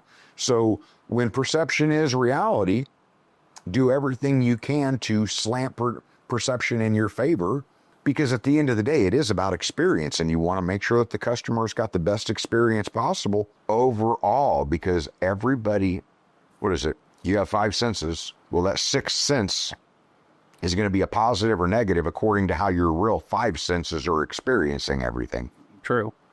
As we look at this TV screen here, we got a lot of different companies, a lot of different brands, a lot of stuff going on. I'm involved in all of it, but my main focus is supposed to be on franchising. So as you look around this wheel, people have gotten training to learn stuff on all of those. When am I going to get some training on franchising? 20 years of pizza, I got 6 at Domino's and I opened franchises, but I wasn't in charge. Wasn't my goal to look at how to set everything up. It was, we're opening this store, follow the playbook, go. And don't get me wrong, it's a conversation that we've been needing to have because there's only 2 types of training that you can get. One of them is through experience, and the other one is through the educational platform that I went through with the International Franchise Association. I don't know directly of any other training that is out there to be had outside of like hiring a consultant. And I don't even know that that would be monetarily beneficial because everything franchising all comes, I mean, the International Franchise Association is the pinnacle of franchising. Does that mean you're going to get me a condo somewhere to stay while I go through all the classes? See, this is why I said right there. That's like, because just because I said that was going to get better. I didn't know. I'd be like, like that conversation I told that lady today. I went through it faster than anybody else. I completed a 3-year course in 10 weeks, but that's only because I removed myself from the world. You're able to disconnect. And I totally focused on it for 8 hours a day, every single day to plow through it. That's not even a feasible thing, but it truly was do you want that kind of training? There's a lot to it, which nothing that would not further empower. We just never got to a point of saying, is this training, is this knowledge, is this information something that you want to consume? Because the program is all encompassing. It covers from the franchisee perspective, the franchisor perspective, the government perspective, the industry perspective. It is just totally all encompassing. Complete education on what it is. Yes. And I knew that you would be obviously internally inside of the organization, that if there was somebody that would receive or that I would look at for that type of education or training, that you would be the obvious person. Just hadn't actually got to broaching that conversation. Well, I feel like any information is good information. Well, don't get me wrong. I mean, because it would take me a hot minute, but I have access to all the modules. Could easily run you through the modules as a whole, but if I did that, there wouldn't be any type of accreditation behind it. Right. I would literally have to enroll you and send you through. Yeah, then to get the accreditation, I have to do it all over again just to get the piece of paper. There we go. So it's not even necessarily a question mark. It was a timeline, and I know that we got to get these pieces out of the way, and then conversation to start the evolution of the process. Because part of this is like, we need franchisees. We have we have enough pieces in place that we don't need to be sitting here continually in the planning phase. We need to be actually, as a matter of fact, I got a lead out of Virginia that I need to follow up on, because then I started thinking, would I if the stars aligned and they were the right candidate, would I be up for it? I mean, Virginia's only a 7-hour drive, and if the stars really aligned and it was the right individual inside of the right community, I mean, how enthusiastic am I about Virginia from Indiana? Not overly, but again, I mean, ideally that we would just build in Indiana, but... And then we expand out instead of jumping multiple states. Yeah, the lead came in, and I'm like, okay, well, it was one more thing of needing to have conversations with you and Trish about trying to put some type of process in place for quickly following up on these leads and getting them in our... CRM. Yes, there we go, CRM. So that there's a follow-up with them, which leads them to... It is so important when you onboard somebody in a franchise that they embrace and want to follow a system. That part of your filtering for franchisees is to lay out a system for them to walk through to see how they respond to being told, I need you to walk through this system. And if they try and buck it and be like, no, I just want to, I got to check. Can't I just skip all? No, that's number one red flag. You don't want to follow. Yeah, we learned what happens when people don't want to follow system. There we go. Exactly. You don't want to go that route. That route did not work out well. No, I mean, and at the end of the day, like, It is a system, and we fixed it by just getting back to the basics and just following the system. And we want people that are like, yes, tell us what the system is, and this is what we will implement, and hold to it, and you will get the desired result. Which, I mean, there's still so much more to do, but I'm still pretty amazed at how quick we're able to. And that's evolution, because I'm looking at that going, even the biggest are still refining their systems today. Well, yeah, and everything's always changing. So it's like you can't just build a system and leave it and go. You have to go back and things update. I'm quite sure everybody got their systems right, and then AI came on the scene, and they're like, that just completely changed. Well, and as technology advances, I mean, the pizza ovens from the 50s are different than the pizza oven now, so your process in dealing with it's going to have to change. But that's kind of the point of franchising. It's giving you a package to go operate instead of you trying to figure it out as just an entrepreneur going out on your own, starting from scratch. You're going to run into all kinds of issues. And, and that's what I want to say, that it's a man thing, but I don't know if it's a man thing, but it damn sure is an ego thing. I do not understand people's hesitation to ask for help. Like, I am that figure it the fuck out. It's like getting to common sense. There are things and times and situations where you should be in figure it the fuck out mode, and you should just be figuring it the fuck out. And there are other times where it's like, you have resources, ask for help, reach out to those resources. There's no point figuring it the fuck out when you have a library and a team of resource and wisdom. Somebody with expertise in this area that might be able to help you. Yeah. And in the franchising industry, what do you think your royalties are paying for? You're paying for access to information. You don't have to figure it out. Somebody like me already went through all of the figure it the fuck outs, and we documented the answers. So when you come for this exact moment, exactly, and that's and that's so when the people are like, "Oh, I'm just going to figure this out." No, like as a franchisor, we don't want you to figure it the fuck out.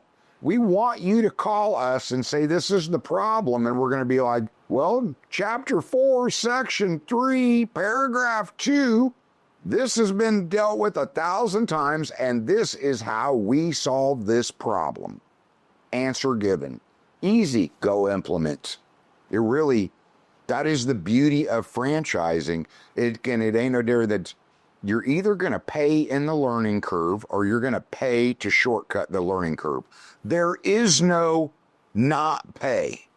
You're paying one way or another. Right. You're either going to pay in pain and time and learning, or you're going to pay to shortcut all of that. I can look back on my life now and say, I wish that I had not paid the pain and the sacrifice and the learning curve.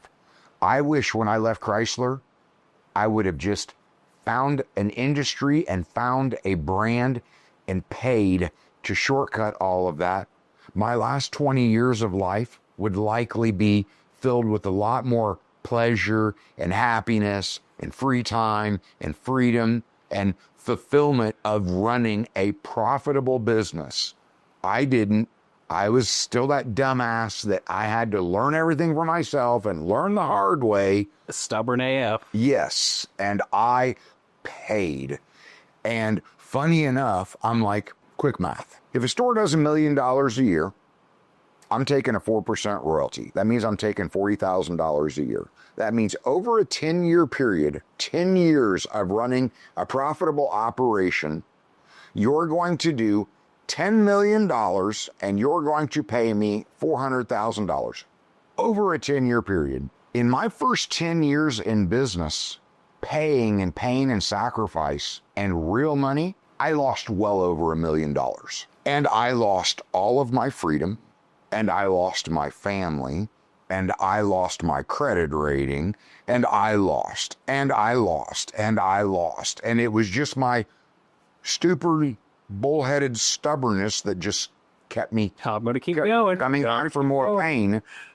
And when I finally got to the other side, I still had a decade of time lost and scars that I'll never forget, and a bank account that says, hey, dummy, I'd really like to have that $1 million back. Like, the do it yourself, you don't you don't want to pay somebody else, because once you, that's the thing is you pay up front and you get all this information. Well, you're going to consume all that information and you are going to be schooled and you are going to be great inside of 1, 2, 3 years tops. Then after that first couple years, then you're going to start to feel resentment. What am I paying this royalty for? You didn't go through this. The entrepreneur that created the franchise opportunity will never forget all of the pain and the sacrifice and the millions of dollars in development To put just in that to be nice able box. to hand you this. And the only answer I have to that is, that's why I started my royalty at 4%, because I know that as a franchisee, you're going to go looking at the industry and what industry standards are and what standardized royalties are. And I know most people are greedy, going 6, 7, 8, 9, 10% in royalty. And I'm like, I think that's not leaving enough on the bone for the franchisee. So my hope is, even after I've got them trained up, that they'll be like, franchise industry, they shouldn't be mad at me about collecting a 4 or a 5% royalty, because I'm leaving enough on the bone for them to make still it worthwhile. Exactly. But that's the dichotomy of it, is I'm starting something knowing that the people that come on with me 3, 4, 5 years down the road, when they are masters of their own universe and they have learned everything that I have to teach them, on some level, they're going to become resentful about paying the franchise fee. That is psychology. And after 50 years in franchising, they've shown, like, this is the state. Like, you got your 5 stages of grief. You've got your stages that a franchisee goes through. And there is a middle stage of resentment for having to pay that franchise fee, because they're looking at the franchisor going, what are you doing for me? That middle stage happens because they never go through this. They never appreciate what they have out of what they received, the lifetime of benefit that they received from a franchisor. Missing that groundwork, pain, time. Yes. Energy. And I'll never forget it, because there are scars so deep that they might have healed, but they left scars that I'll never forget. And I don't want to say they stole 20 years of my life. I own my shit. I walked my path. I chose the path that I walked. But the path of creating something from nothing is the fool's errand. I would never advise anybody to do it. It has a 99% failure rate. And somebody will be like, oh, bullshit, it's only got a 90% failure rate. Okay, think about what you just said. 90% failure rate. And I'm claiming 99 because the 8% that's like, oh, bullshit, I made it. No, you're splitting hairs. You're still surviving and your doors are open. Only 1% gets to the point of weathering all of that, and their bank accounts are so flush that it's worth it. The learning, And are able to step out. Yes. And still appreciate what it's doing. yeah, well, and I mean, because not all of them get to the level of gratitude of the learning journey and the wisdom that they now possess, and they come out of it with their health still intact. Right. Because that's just because you make it and beat 90%, does it? Okay, great, you make it into the 10%. How's your mental and physical health? You're still, No matter which way you go, you're having a large amount of stress that many people can't even fathom. and I'm sitting there going, you want the life hack? Pay the money. Because it ain't no different than when you're dealing with the government and you're like, man, just tell me whose wheels I got to grease so that I can get rid of all of this red tape and regulation. It just gets doing what I'm wanting to do. And I do. Like, if I walk in and I've got to get permits, I'm like, who can I pay? What express line fee do you have? Because they do. That's the government, and it's not about who can you slide money under the table? They have like, you have a process and everybody's going to walk through that process, but you know that there's a fee that you can pay to expedite. We'll take you from the bottom of the pile And put yeah, you maybe somewhere towards the top. pay the fee. That is the shortcut. That's the hack. Don't be a tight ass. Pay the fee. I mean, it's the same like when you get a speeding ticket. You can pay a little bit extra and they won't report it to your insurance. Pay the extra. Pay the fee. Shit, I wish the cop would be willing to collect it right then and there so that there was no cumbersome, gotta call, gotta send through the mail, gotta make sure that they got, no, man, just, dude, can I, like, you accept Visa, MasterCard right here, right now, just get out this. Just swipe this right now. That guy, dude, make it as frictionless as possible for your life. Pay the fee. That's. So why do you think our franchise package is better than all the other ones out there? I mean, anything that I say, it is automatically going to be biased. But I don't believe that you can look out. I mean, don't get me wrong. If you don't want to be in food and beverage, okay, but let's just separate. You have a desire to be in food and beverage. Why would you have a desire to be in food and beverage? Because you want to be a leader in your community, and generally in food and beverage, you are visible easily inside of your community. You like the customer interaction because in food and beverage, you're going to have a lot of customers, as to where if you get into a business to business transaction, you're focusing on where's my 10, 15, 20 customers that's going to Account reps. Yes, that's going to feed my business so that I can be in business. Well, when food and beverage is retail, you're going to have hundreds, you're going to have thousands of customers, which means you're going to have 10, 20, 30 employees. This just comes down to your personality. Do you want to team build? Do you want to be a leader in the community where you are dealing with people? If the answer is yes, well, okay, well then let's look at the food and beverage compared to every other food and beverage. I think that I separate myself because every other food and beverage, they never focus on the beverage. They specialized in a food category. That food category is either going to be predominant in breakfast, in lunch, or in dinner. Generally, it's not going to feed all three. It might be strong in two, but it's not strong in all three. But it's never in the beverage. The beverage is the auxiliary. Oh, we have to pick Coke or Pepsi. We have to decide, do we have a lemonade or not? Do we have a tea? I created Coffee Junkies to be specialty beverages, and I mastered specialty beverage first. Then I added Pizza Junkies to be specialty food. So neither one are auxiliary. It's two specialty products, two multi-billion-dollar industries, and I have figured out how to make them operate under one roof. That means we have a customer base that starts coming to us between 6 and 7 in the morning, and that same customer base can come back between 11 and 1 and 2 in the afternoon. And when they go home, that same customer base can come back for dinner. And that's potentially that they didn't stop through the drive-thru either on their lunch break or on their way home. The business plan is set up to have consistent revenue from 6 a.m. to midnight, 7 days a week, because of operating in two different industries by operating as dual brands under one roof. We all know that there's legitimacy to the coffee industry. We all know that there is legitimacy in the pizza industry. They just have their strong times of day and they have their strong days of the week. Put them under one roof. Every day is a strong day. Every hour of the day is a strong hour. The originality of what I've done is incorporating a coffee shop and a pizza place under one roof. And when you go into a community, the first thought from the prospective customer is it a coffee shop or is it a pizza place?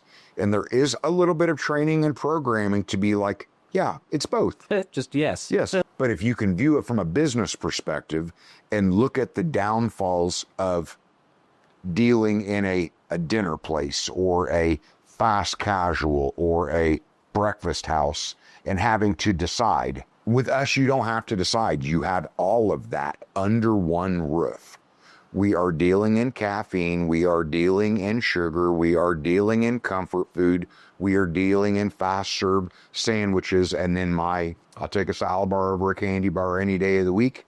So I just couldn't help that salads are a major piece of what we do overall, because the individual elements that create a salad also apply to a lot of the product lines when you're building sandwiches, when you're building nachos, when you're building pizzas. And at the end of the day, everybody has to have their caffeine. It's a question of how do they like to consume their caffeine. And we have every way for you to consume your caffeine, because we have covered every major non-alcoholic drink line, and we've made sure that taste is the priority. So when it comes to the quality of the product, I have mastered the drink line before I mastered the food line, and my top priority was making sure your taste buds were happy. And then when you looked at it, you knew that you were getting a quality product. And then I started figuring out what about it of me gets people to stick around, because in a small business, you have massive turnover. What about it of me has been able to produce the cultural that has been able to produce so many employees that stay around for so long? Because those employees staying around for so long, that culture is what leads to continuity. Continuity of the team is what leads to one more reason to be loyal to a business, because the people take pride in what they do. They take time to actually get to know you. And I'm looking for all of the ways to stack to say, you should be loyal because of this. You should be loyal because of this, and this, and this, and this, and this, and this. And it's such a loyalty stack. I just need you to come in the door because you want caffeine or because you're hungry. I need you to come in the door for one of the two. But as soon as you come in the door for one, you're automatically exposed to all of these reasons that I've stacked for you to be loyal no matter what time of the day you might need your caffeine fix, need your sugary treat, need your lunch sandwich or salad, or have to feed your family at dinner. It's that stacking of all of the different ways and reasons to have a relationship with somebody. I don't know if I'm being too extra or if I'm missing something, but... No, I mean, I think you pretty much touched on it. When you first hear it, it's confusing because you're like, well, I've never seen a coffee shop with anything else outside of maybe a bakery. So it's like pizza. It's like, well, I mean, you're baking it, so okay. But it's like, what? You're going to have coffee and pizza? What? But when you have to break it down to the business sense is where it's really a genius idea. And that's the thing. It's because I'm not, like, I knew when I created Coffee Junkiez, I did not want to be like Starbucks. So I was hell-bent, not going to be a knockoff. We're going to do our own thing our own way.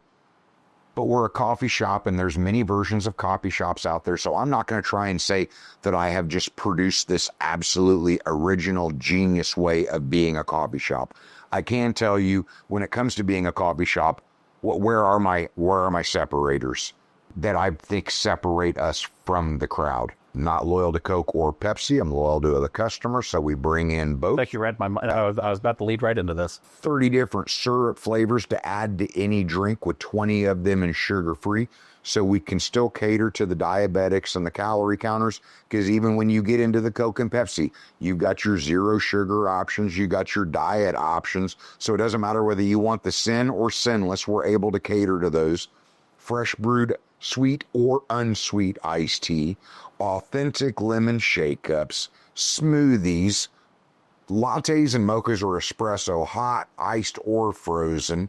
I think the only drawback where I do things a little bit different than everybody else in the coffee industry, I only offer one drip coffee. I think that there's too many drip coffees offered, and I see that as waste.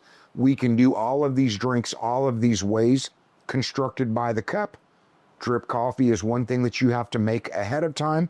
So we have one drip coffee so that I ensure at the end of the night, we only have one air pot of drip coffee that we are wasting and dumping out that we weren't able to serve to an actual customer. But the beauty of it is it's a zero waste operation. And in the food and beverage industry, waste is one of the biggest things that'll do you in. It's not original. It's different and it separates from a lot of coffee shops, but I'm not going to say it's original. The pizza side of the business, I developed it the same way that I developed and marketed the coffee side of it, by creating specialties. Because I saw Domino's go, we have all of these toppings. You can create 1,000 different combinations of pizza. And when I saw the commercial, I laughed because I knew psychology. They're going to be like, oh, yeah, just give me sausage and pepperoni. No, you need to come up with, these are my flavor stack.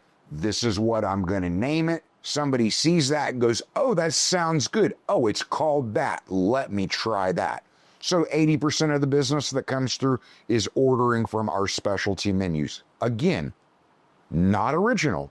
There are pizza places that do exactly that. So I'm not going to claim being original there. Nobody in the world has figured out how to put a coffee shop and a pizza place under one roof, except me, a dumb high school dropout, blue-collar guy out of Indianapolis, Indiana. That is where my originality is. Coffee Junkiez and Pizza Junkiez is a dual brand under one roof concept, and I am the only person in the entire world that has figured out, refined, and mastered operating a coffee shop and a pizza place well under one roof. I'm quite sure somebody can go searching in Google or somewhere and they can find a semblance of something, of someone trying to do something like A pizza place that has a drip coffee. Yes. Nobody has been able to figure out to do what I have done in the originality of what the actual business model and menu is of Coffee Junkiez and Pizza Junkiez under one roof. It absolutely exploits every inch of square footage inside of the building. It opens up the ability for your best of the best to cross-train, to be better utilized. So it opens up opportunity for your all-star employees. It gives you the ability to, if you hire an introvert, they're going to be better in the back of the house. You hire an extrovert, they're going to be better at the front of the house. Like the diversity of the group, the ability to work with the tools that you find out there according to the nuances of what is required for each side of the business. Nobody else has mastered that. It is and I'm quite sure at some point somebody will. I'm not going to make it easy for them. I'm not going to. Lay out the red carpet. This has been 19 years worth of development and mine of a willingness to write the big checks, to invest in the tools that I know that the big businesses are using. I know that we are building tools that we have no business even touching today because we're not big enough for those tools, but I know what we're building and I don't want to have to move from platform to platform every time we outgrow what we're doing. So I wrote the check to go with the platforms that I knew we would be years growing into, but it would be appreciated that the first franchisee and the 10th franchisee would have access to tools that normally you wouldn't have access to until you were 100 franchises in size in general. All of this has been a painstaking laying of a foundation because in my first 10 years, I tried to build a skyscraper with no foundation.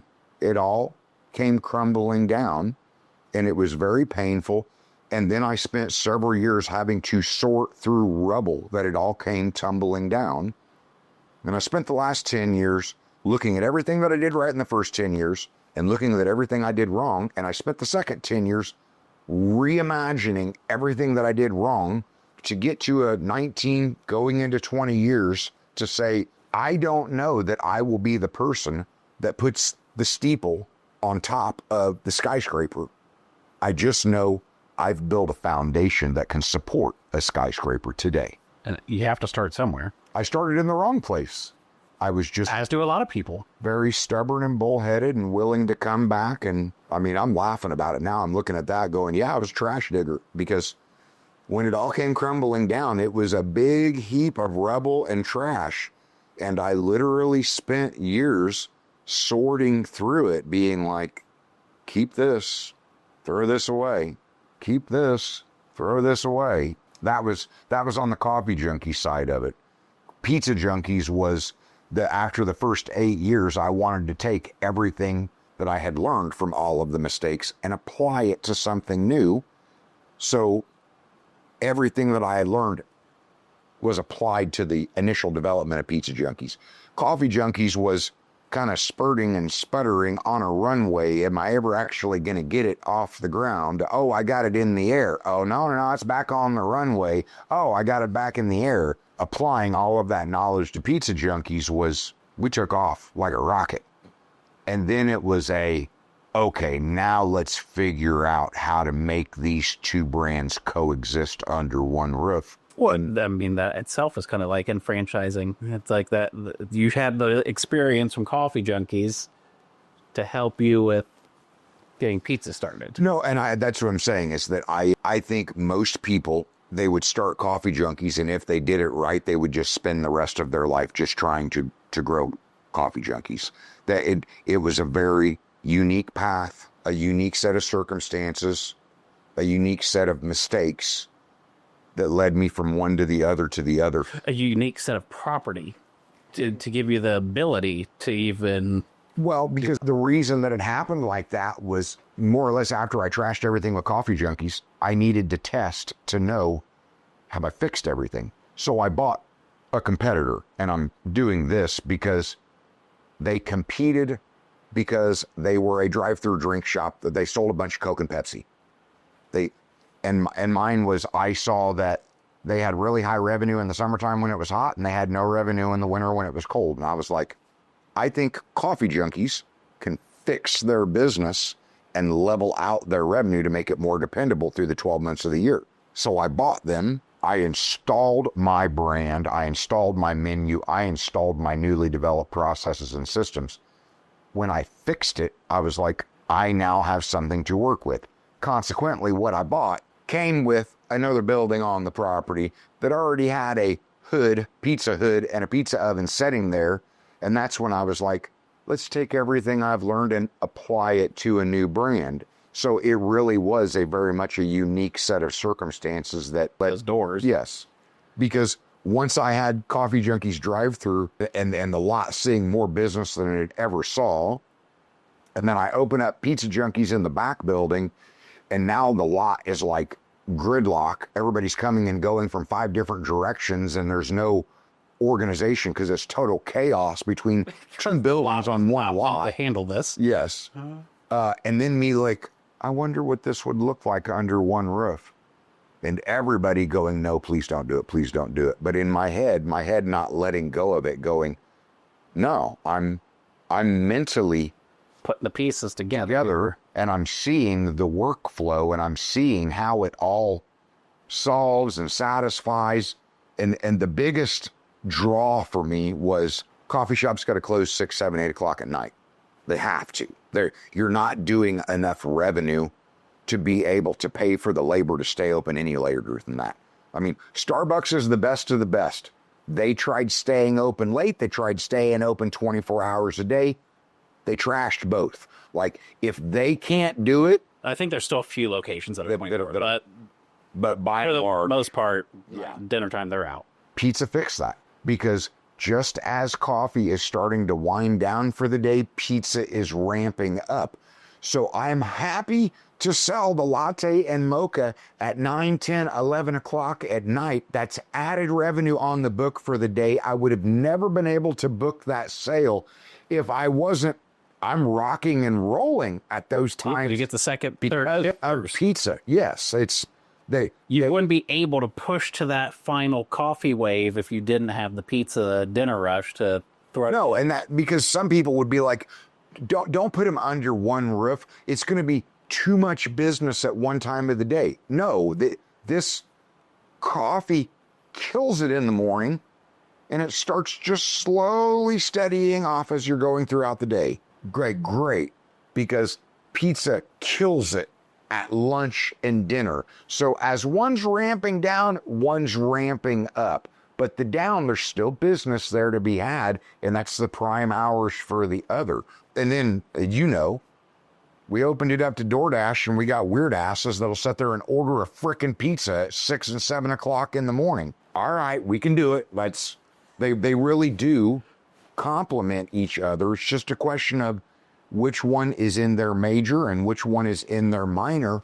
But collectively, nice solid revenue streams every hour you're open, and not every day of the week. No, you wouldn't. It's totally, and it's like, that's where I said, is that for me, it's not about ego and it's not about pride. It's just about reality. I look out at all of the other businesses and inside of the food and beverage industry, and there's only a small handful of businesses that can be like, I do it so well, I kill it from the time that I open till the time that I close. It's uncommon. And the two brands, that's what as long as you do it right, as long as you follow the actual systems and process, as long as your employees are taking pride in what they are doing and you're delivering a great product with exceptional service, that is the end result.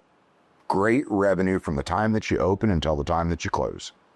And that's all you could ask for out of a business. And that's, yeah. Because I remember when I was a kid, when Outback would just come into town. It was that way, but they were open from 4 p.m. to 11 p.m. Right. So, no. They forfeited breakfast and lunch. Exactly. But gangbusters for those hours, but I'm like, no. We open at 6:30 in the morning. We close at 11 or 12 at night. No, it's good revenue from the time that we open until the time that we close it. We have a small window of time that the place is literally not doing business. I mean, that's hard to come by. I don't want to, like, generally speaking, McDonald's they figured out their secret sauce.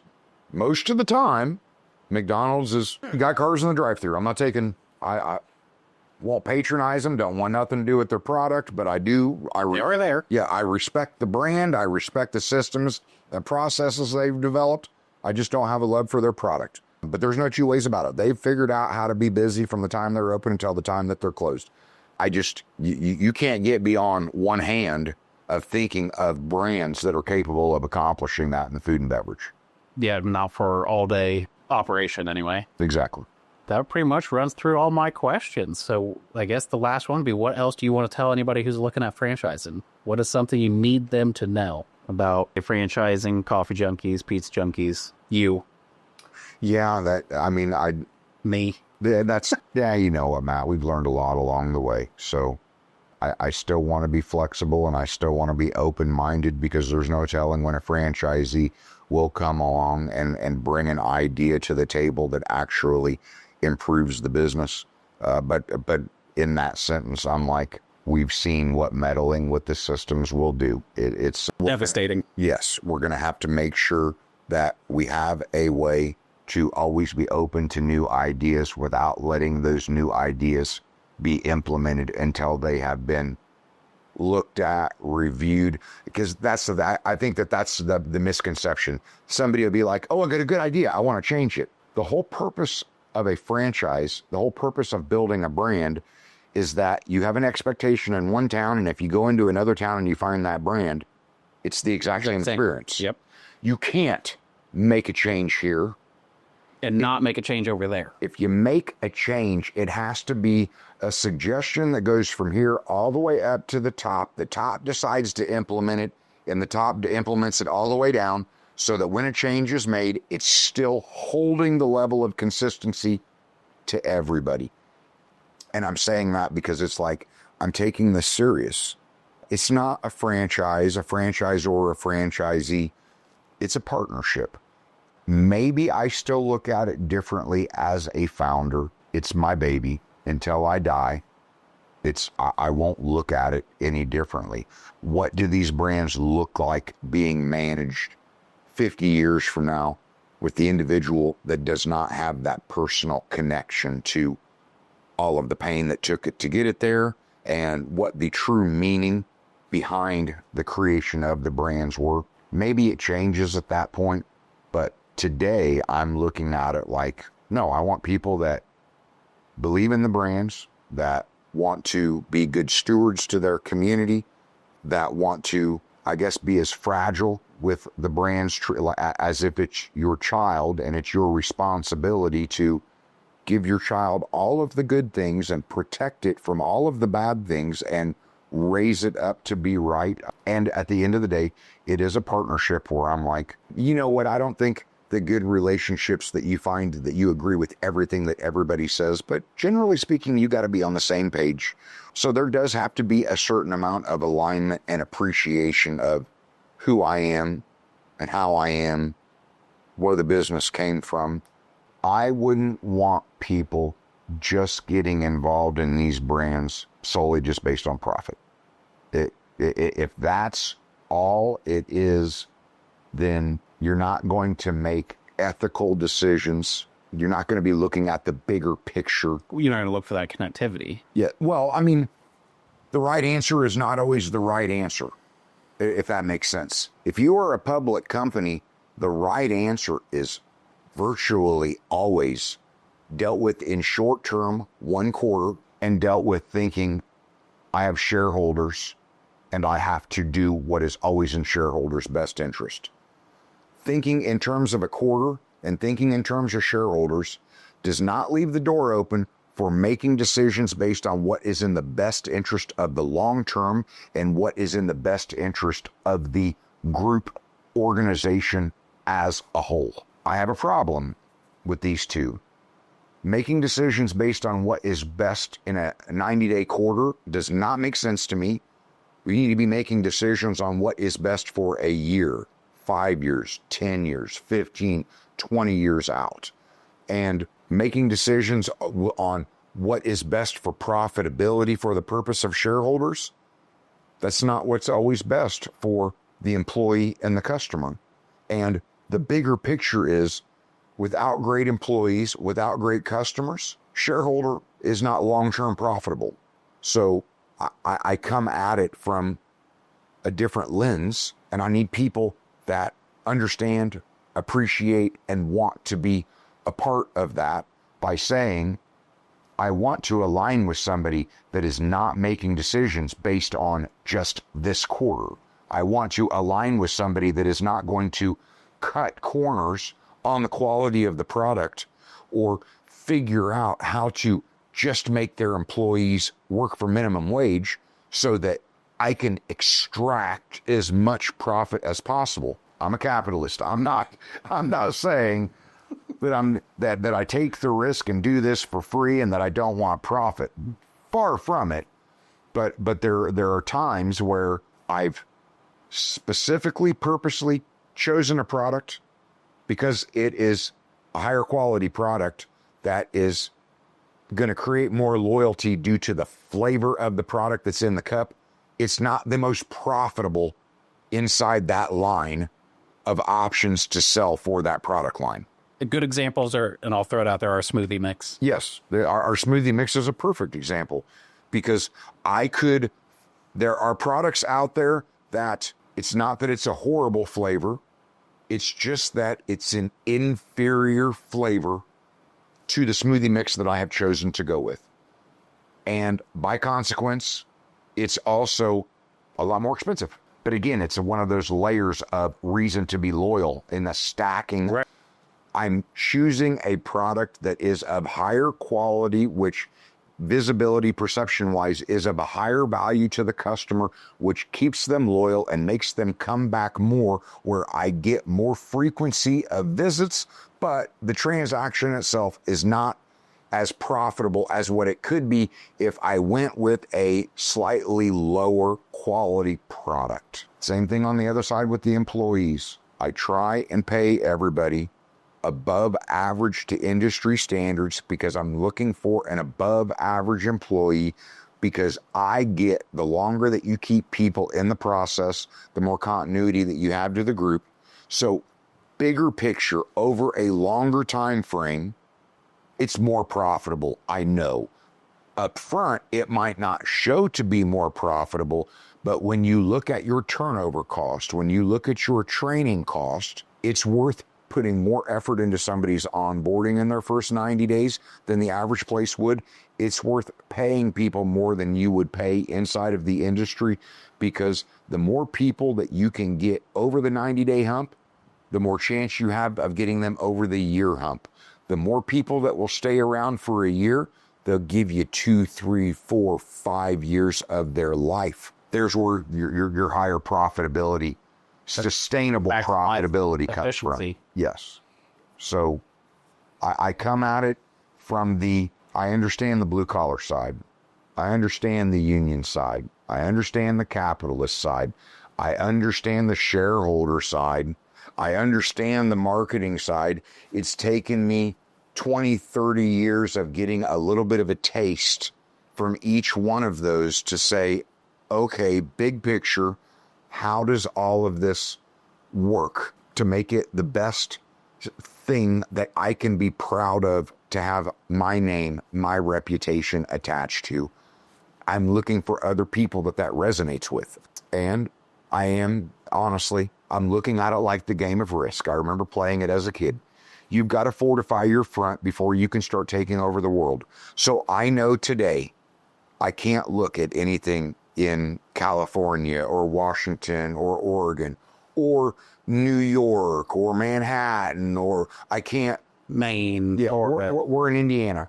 I need to be working on Indiana and states that touch Indiana. And then eventually we will work on Indiana, states that touch Indiana, and states that touch Indiana. And at that point, then we will be looking at 50, 100, 150, 200, 300. And then we go from local to regional, and then we make that jump into national. It's a process. And there are going to be people that we are going to have to turn down, either because they're not right for our culture, or they're not right geographically for where we are in our development now. But I have shown a willingness to literally plow virtually every dime I have back into the business, so that we're doing it well, we're doing it right. And at the end of the day, everything is always weighed up against me being able to look at myself in the mirror, and that's a character thing. My mentor, bend, don't break. And his whole thing was stand firm and make decisions and operate in high character, so that you're able to live with yourself. You're able to look at yourself in the mirror. You're able to sleep with yourself. And it's like, I know that we have this $1 billion thing. I don't care if I'm ever a billionaire. That holds no weight or value with me. If that's where we get, it's still going to be, did I do it the right way? Did I do it in a high character way? Did I do it by taking care of the people that took care of me along the way? Hope so.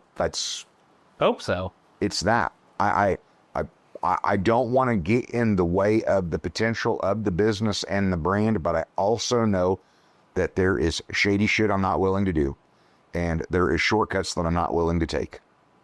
Do it the right way. Do it the right way, because I don't care about that scorecard, and I damn sure don't care about legacy and having my name on a building. That's not. I want to do it right. I want to serve people. I want to take care of people, both internally and externally. And I need franchisees that understand that and align with it, while also understanding that as a franchisee, it is a priority for me to give them the systems that are the best that I can find, that I negotiate hard with our suppliers to make sure that I'm getting them the best cost of sale on their products, and show them everything about me culturally that has been able to produce what you've seen us produce over the years. My turnover rate is not normal in the food and beverage industry At all. And I think that has something to do with me, and that has something to do with my feelings towards connectivity and people, and the importance of culture, and being unapologetic about, I don't want to work with C players. A players want to work with A players. So you build a culture of high expectations to say, I want A players, and I would not want to force you to work with C and D players. So we're going to build an organization and a culture based on A players wanting to work with each other and loving what they do. But that means hiring a group of people that They know they're going to be held accountable, but they're used to holding themselves accountable, because I'm not talking about a culture of ooey and fuzzy and all warm and cuddly. No, it is about radical candor. It is about high levels of accountability. It is about pushing people to chase their own potential and be and do the best they can to be a part of something bigger than themselves, and them seeing value in that personal development along the way. It's a little harder for us because we pass on a lot of people, but the result of it, we have people that are willing to produce more when we have less heads, because they know we're not trying to just throw bodies in there and force them to work with people that don't actually want to work, that don't want to be a part of a team. We are setting standards from day one and giving people something to appreciate, knowing they're not working for somebody that's going to sweep things under the rug, that accountability is everything, while at the same time understanding there is a level of respect, rapport, and reputation that is valued, that we don't browbeat anybody, but we also don't sweep anything under the rug. And I think that we've shown that culture works. It's a little harder to find all of the pieces, because you end up having to sort through, I don't know, how many would you say? You got to sort through 20 to find a good one? Yeah, probably 15. Okay. To 20. Well, it all depends. Sometimes you'll that's just kind of in a wave and you'll get 5 good ones. But when you need 20 people at a minimum to run an operation, and you got to sort through 20 to find a good one, that means you're going to roll through 400 people. Yeah, you're going through a lot of people. In application to find a staff that wants to work together, that takes pride in their work, that is happy to be a part of a team, that they collectively want to bring their individual talents together to give of themselves to a company that values them and will give back to them. It's harder to do, but it's more gratifying. And once it's built, it's a smoother running operation. Yeah. Once you get there. Yes. I need franchisees that understand that resonates with them. And those people, okay, then about like anything else, I'll bend over backwards to help them get up and running, and make sure that we are there to support them all along the way. And it's going to be an exciting year. Hopefully less exciting than what this year was. But it's been an exciting 19 years. Every year that I think that I've learned everything, I find that there's another thing that I have to tackle and learn. I mean, 2020 was supposed to be our year. I had never frickin' heard of the word pandemic. I didn't know what the fuck it was. Curfews and... Yes. I get into 2021. I had no clue what a supply chain breaking looked like. Every year has been, oh, that's what that is. Oh, that's what that now is. There's a plan for that. Yes. That's not to say that we won't come across things that we've never dealt with before, but I've been doing this for a hot minute, and we've dealt with a lot of things. And we have road plans, and we have road contingency plans, and we have built systems and torn them down and rebuilt them and torn them down again and rebuilt them and torn them down again and rebuilt them, because that evolution had to continue to happen in order to shed the whole skin to grow. Yes, because what you got right in one or the other is not necessarily right when they're together. And that has been that evolution. And I think that it's gotten pretty good. I think that it can get better. Even for, like, the main store that's 19 years old is going to break a record this year. And I would bet that it's going to break a record next year. No, it's definitely going to break a record next year. With the addition of everything else that we're rolling out, for sure. And that right there says a lot, that we're going into year 20, still not just to being about same store sales growth, setting records, not one same store sales by 1 or 2 or 3%. No, like still growing and setting records. And that's because we keep getting better. We keep looking for ways to improve, to find efficiencies on one side and growth on the other side, because neither one are the answer by themselves. It's all of the above. Yeah, you need both. Matt, why do you choose to work for me? That's a good question. I've only worked at 5 places total in 20 years. All of them I've got to somehow meet the owner or the CEO. That's just a huge coincidence. But I haven't found anybody who lets me do what I do. And that's hard to explain because I step on toes. You do? I push the limits. You do? I'm a smart ass. I try to control it sometimes, but I can't. Like, it just happens. And I don't think there's been anybody who's been as appreciative, I guess, of it as you have. So. I wouldn't want to say the thing is that because that's the whole thing is on a personal level, there's appreciation there. On a business level, it's toleration, because every personality that comes together, I have to figure out how to get all of those personalities to work with each other. A lot of the personalities don't respond well to the smartass, and they don't respond well to the competitiveness. So it's a tolerate, because it is I recognize you, just like everybody else that's in the business. You bring way more good to the table than you bring bad.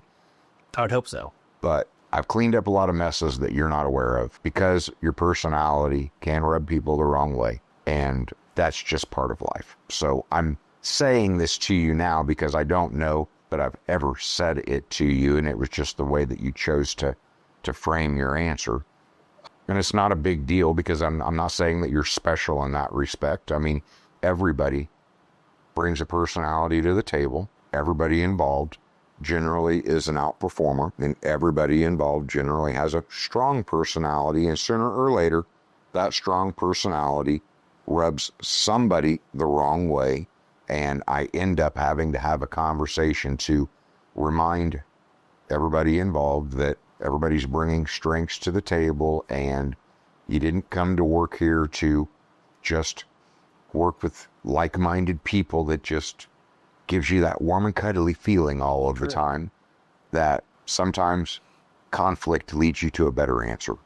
And it's being open-minded, and that's where I know that a day and different with me and Rebecca. I mean, like, Rebecca doesn't want change, and I embrace change.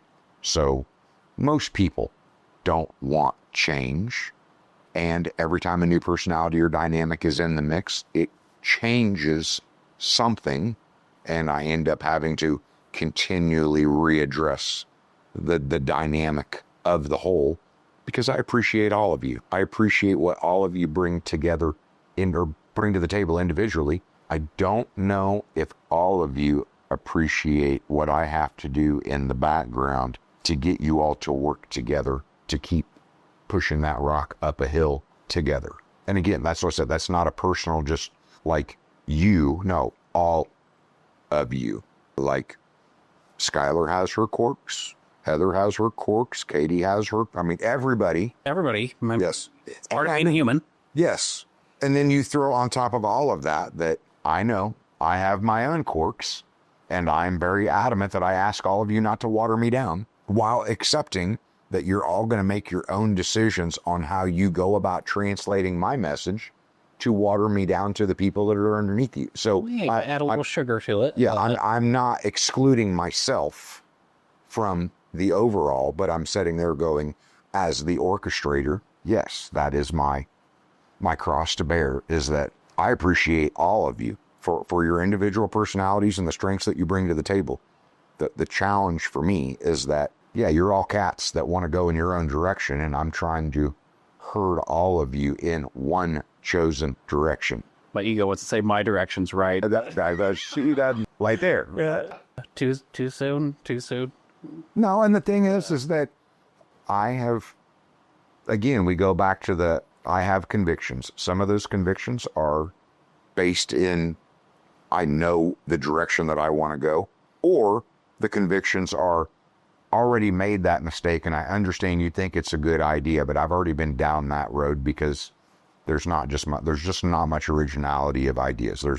All ideas have been tried long before I ever decided to try them, or before you decided to try them. Right. But you have put your own There are many pieces of the business that I could walk through and I could be like, that's Matt. Yeah, that's Matt's doing. And I appreciate all of that. And even right down to I know that at the end of the day, likelihood is that our red sauce is going to get an upgrade. And that is almost solely your doing. It's taken 7 years. Yeah. Because it wasn't the squeaky wheel. It wasn't the pressing issue that needed to be worked on. You have shown me there's a legitimate improvement there to be had, and it needs to be addressed, because anytime that we can make an improvement, it's not very often, but if we can stop a wheel from squeaking and improve it before it ever squeaks, I mean, that's a good thing. Right. Anytime you can stop a fire before it becomes a fire, like I'm not opposed. Not that we don't have other things to be working on at the same time. But. Exactly.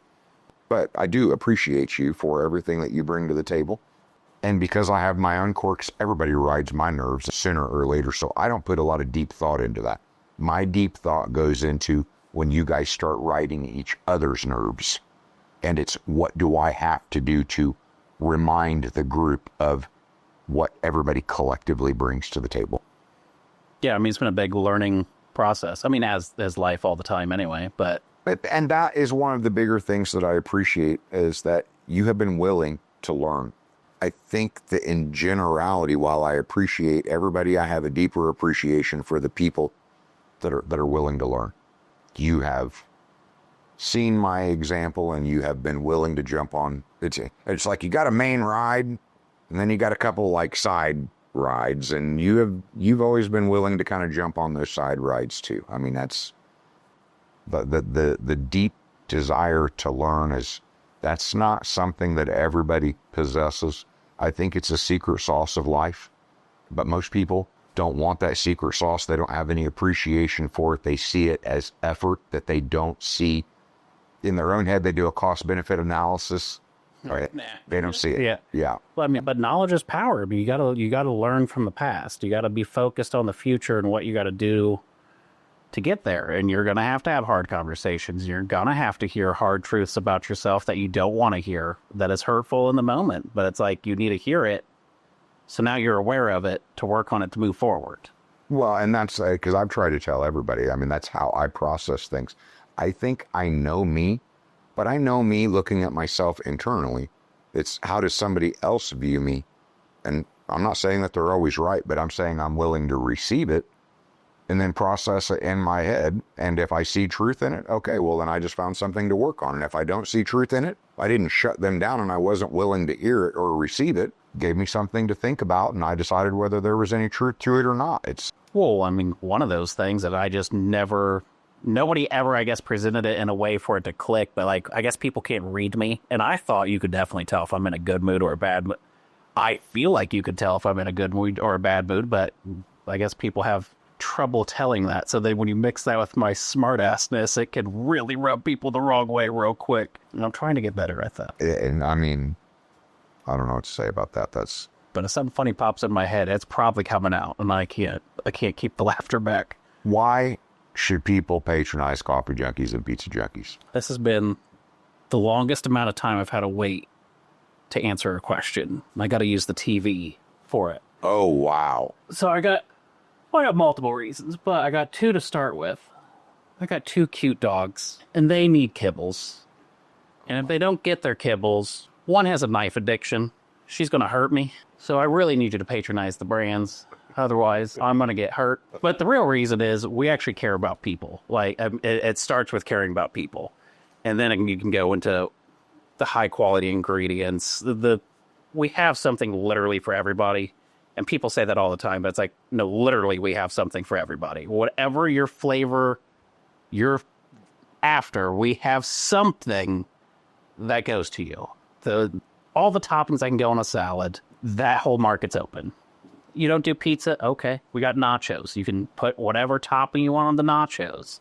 Then you get to the subs. Then, of course, obviously the pizzas, and then the coffee's just a whole nother side. I think, and that's the biggest fallacy that it's like in the marketing trying to get over, is that people are like, Coffee Junkies. Oh, well, I don't like coffee. No, I mean, Coffee Junkies is the brand, but it's specialty non-alcoholic beverages that we that we span I mean, in all of this, we never even talked about the soda floats. I mean, like, Or the dirty soda. yes, that I mean that, Or the boba. yeah, or the energies. That yes, it's the authentic, and I always come with that lemon shake-ups because I've seen so many people that, oh, we got a lemon shake-up. Do you really have a lemon shake-up? Do you have a commercial press? Yeah, Do you I'm not seeing a lemon press back there, but Exactly. That's what it's because real sugar, real lemons, quadruple filtered water. well, and again, product of we wouldn't have a lemon shake-up had I not spent 4 years taking coffee junkies on the road to go to fairs and festivals and realizing the biggest in-demand thing out there in the fairs and festivals are authentic lemon shake-ups. Like, I had a guy take me under his wing and show me what it is that he does at fairs and festivals, and I'm like, oh, people look forward to this at the fair time because they think that they can only get it at the fair time. So I went out and worked it into our program to make sure that we can do an authentic lemon shake-up 365 days a year, and you just can't find another business that does that. that does that. Yeah, I mean, that's... Well, and it's hard for a lot of businesses because they don't have anything to do with the lemons if they don't have the business to sell the lemon shake-ups. Yep. So it's kind of, there's a curve there, but once people know you have lemon shake-ups, every barista who works here knows how to make a lemon shake-up. I guarantee that. I just think it's funny because when I started the business plan was I can make it work if I sell 100 drinks a day. So I was sitting there looking at it going, average latte or mocha, $4. If I can sell 100 drinks a day, I can make $400 or $500 a day, and I can make it work. Last Friday, Washington Street did $9,000. And to think that my first day in business was $150. And my second... 19 years ago and 2 weeks. yeah, that's... Second and third day were like $75 and $65 or $70. Then I really was like, I better get my shit together for advertising and start letting people know that I exist. And I thought that I had struck gold when I was able to $300 and $400 and $500 and $600. And I'm like, I'm in business. I'm an entrepreneur. I'm doing $500 or $600 a day. No, I couldn't believe it that it was Friday, 9,000, Saturday, 7,000, Sunday, 5,000. And I'm like, we just did $21,000 in 3 days. I didn't know. When I started, it was, okay, well, if I can do $15,000, $20,000 a month, I guess that's what business looks like. And I just make it work. Yeah, I need 5 of those. I need 10 of those. And I guess I'll just have to figure it out. And now I look back and I'm like, I was so off base off of what one operation can do with a really good menu and some really good people serving that menu. I'm blown away. And a community who's been willing to come back and give you another try after you messed it up. Yeah, I love Indianapolis because I grew up in Indianapolis, but Kokomo has shown me so much grace, so much patience, so many second chances because I've screwed it up more than once. Luckily, they don't have that hard free rule. No, because I mean, let's go back to a conversation. You gave a lot of pushback to centralizing the whole business in Kokomo. Yep, still don't like it. I understand it. No, and that's what I'm saying. And that's, you understand it because it is who I am and how I am that this community has been so loyal to me, and loyalty is such a big thing to me that I would have a hard time looking at myself in the mirror to not return that loyalty to this community. Like, I would have a hard time living with myself. I would have a hard time looking at myself in the mirror and sleeping with myself if I moved this business out of Kokomo. I don't know how it would exist if I didn't start it in Kokomo, but it doesn't matter. I did start it in Kokomo. We're 19 years going into our 20th year, and all of my support Kokomo is ground zero. I just cannot be more grateful to the community of Kokomo. So as we grow and expand, it's only right that the jobs grow and expand out of Kokomo being home base. Yeah, I mean, I think I will care a little bit less when we have like a helicopter to get me from Indy to Kokomo. When the construction's over, I'm forced. One of those new drone copter things that I've seen, Or kind of scares me, but at least you have 4 propellers instead of just 2. well, I mean, from the beginning stages, they look like that they're going to be, and before you know it, that's so the skies will be filled with more drones than, that's honestly what scares me. Those drones, low altitude, having to compete with birds. I don't know how all that works, but Yeah, because birds get real mad at drones. yeah. But any which way, yes. Thank you for doing this. Thank you for us. Thank you for riding my ride. Thank you for not getting rid of me yet. Man, this has been, what a ride. It's been a crazy 7 years. And that's what I laugh about, is that I'm just, because I'm like, And I missed half of it. no, it's because it's been a crazy 20 years. Like, That's where, like, part of me is upset that I missed it, but then I also know, like, I don't think I would have stayed. yeah, no. Well, I definitely wouldn't have stayed if I walked into Washington Street the first time I walked into Washington. I physically could not have made pizzas, and I cannot work someplace if I Can't. can't be useful. Like, how can I prove that I can grow if I can't physically even get in there to work? No, I get it. That's because of originally when Washington Street was gutted and put back together, it wasn't put back together for a pizza operation, and it definitely wasn't put together for big people. Yep.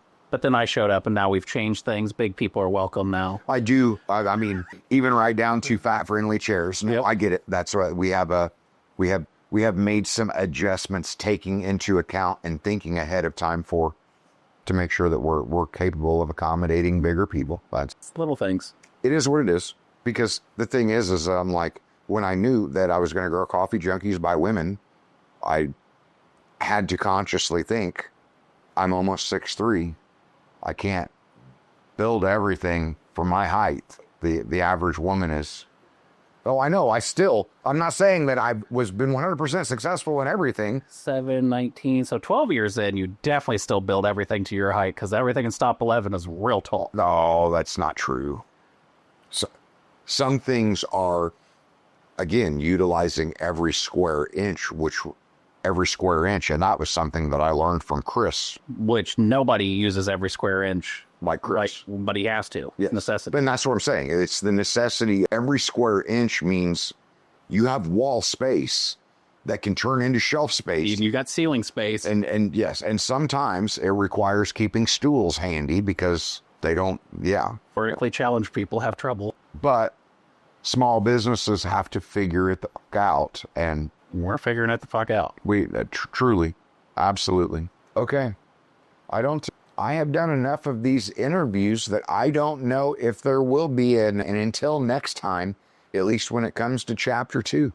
That was the whole intent of all of this, was to do all of these interviews and all of this to encompass chapter 2.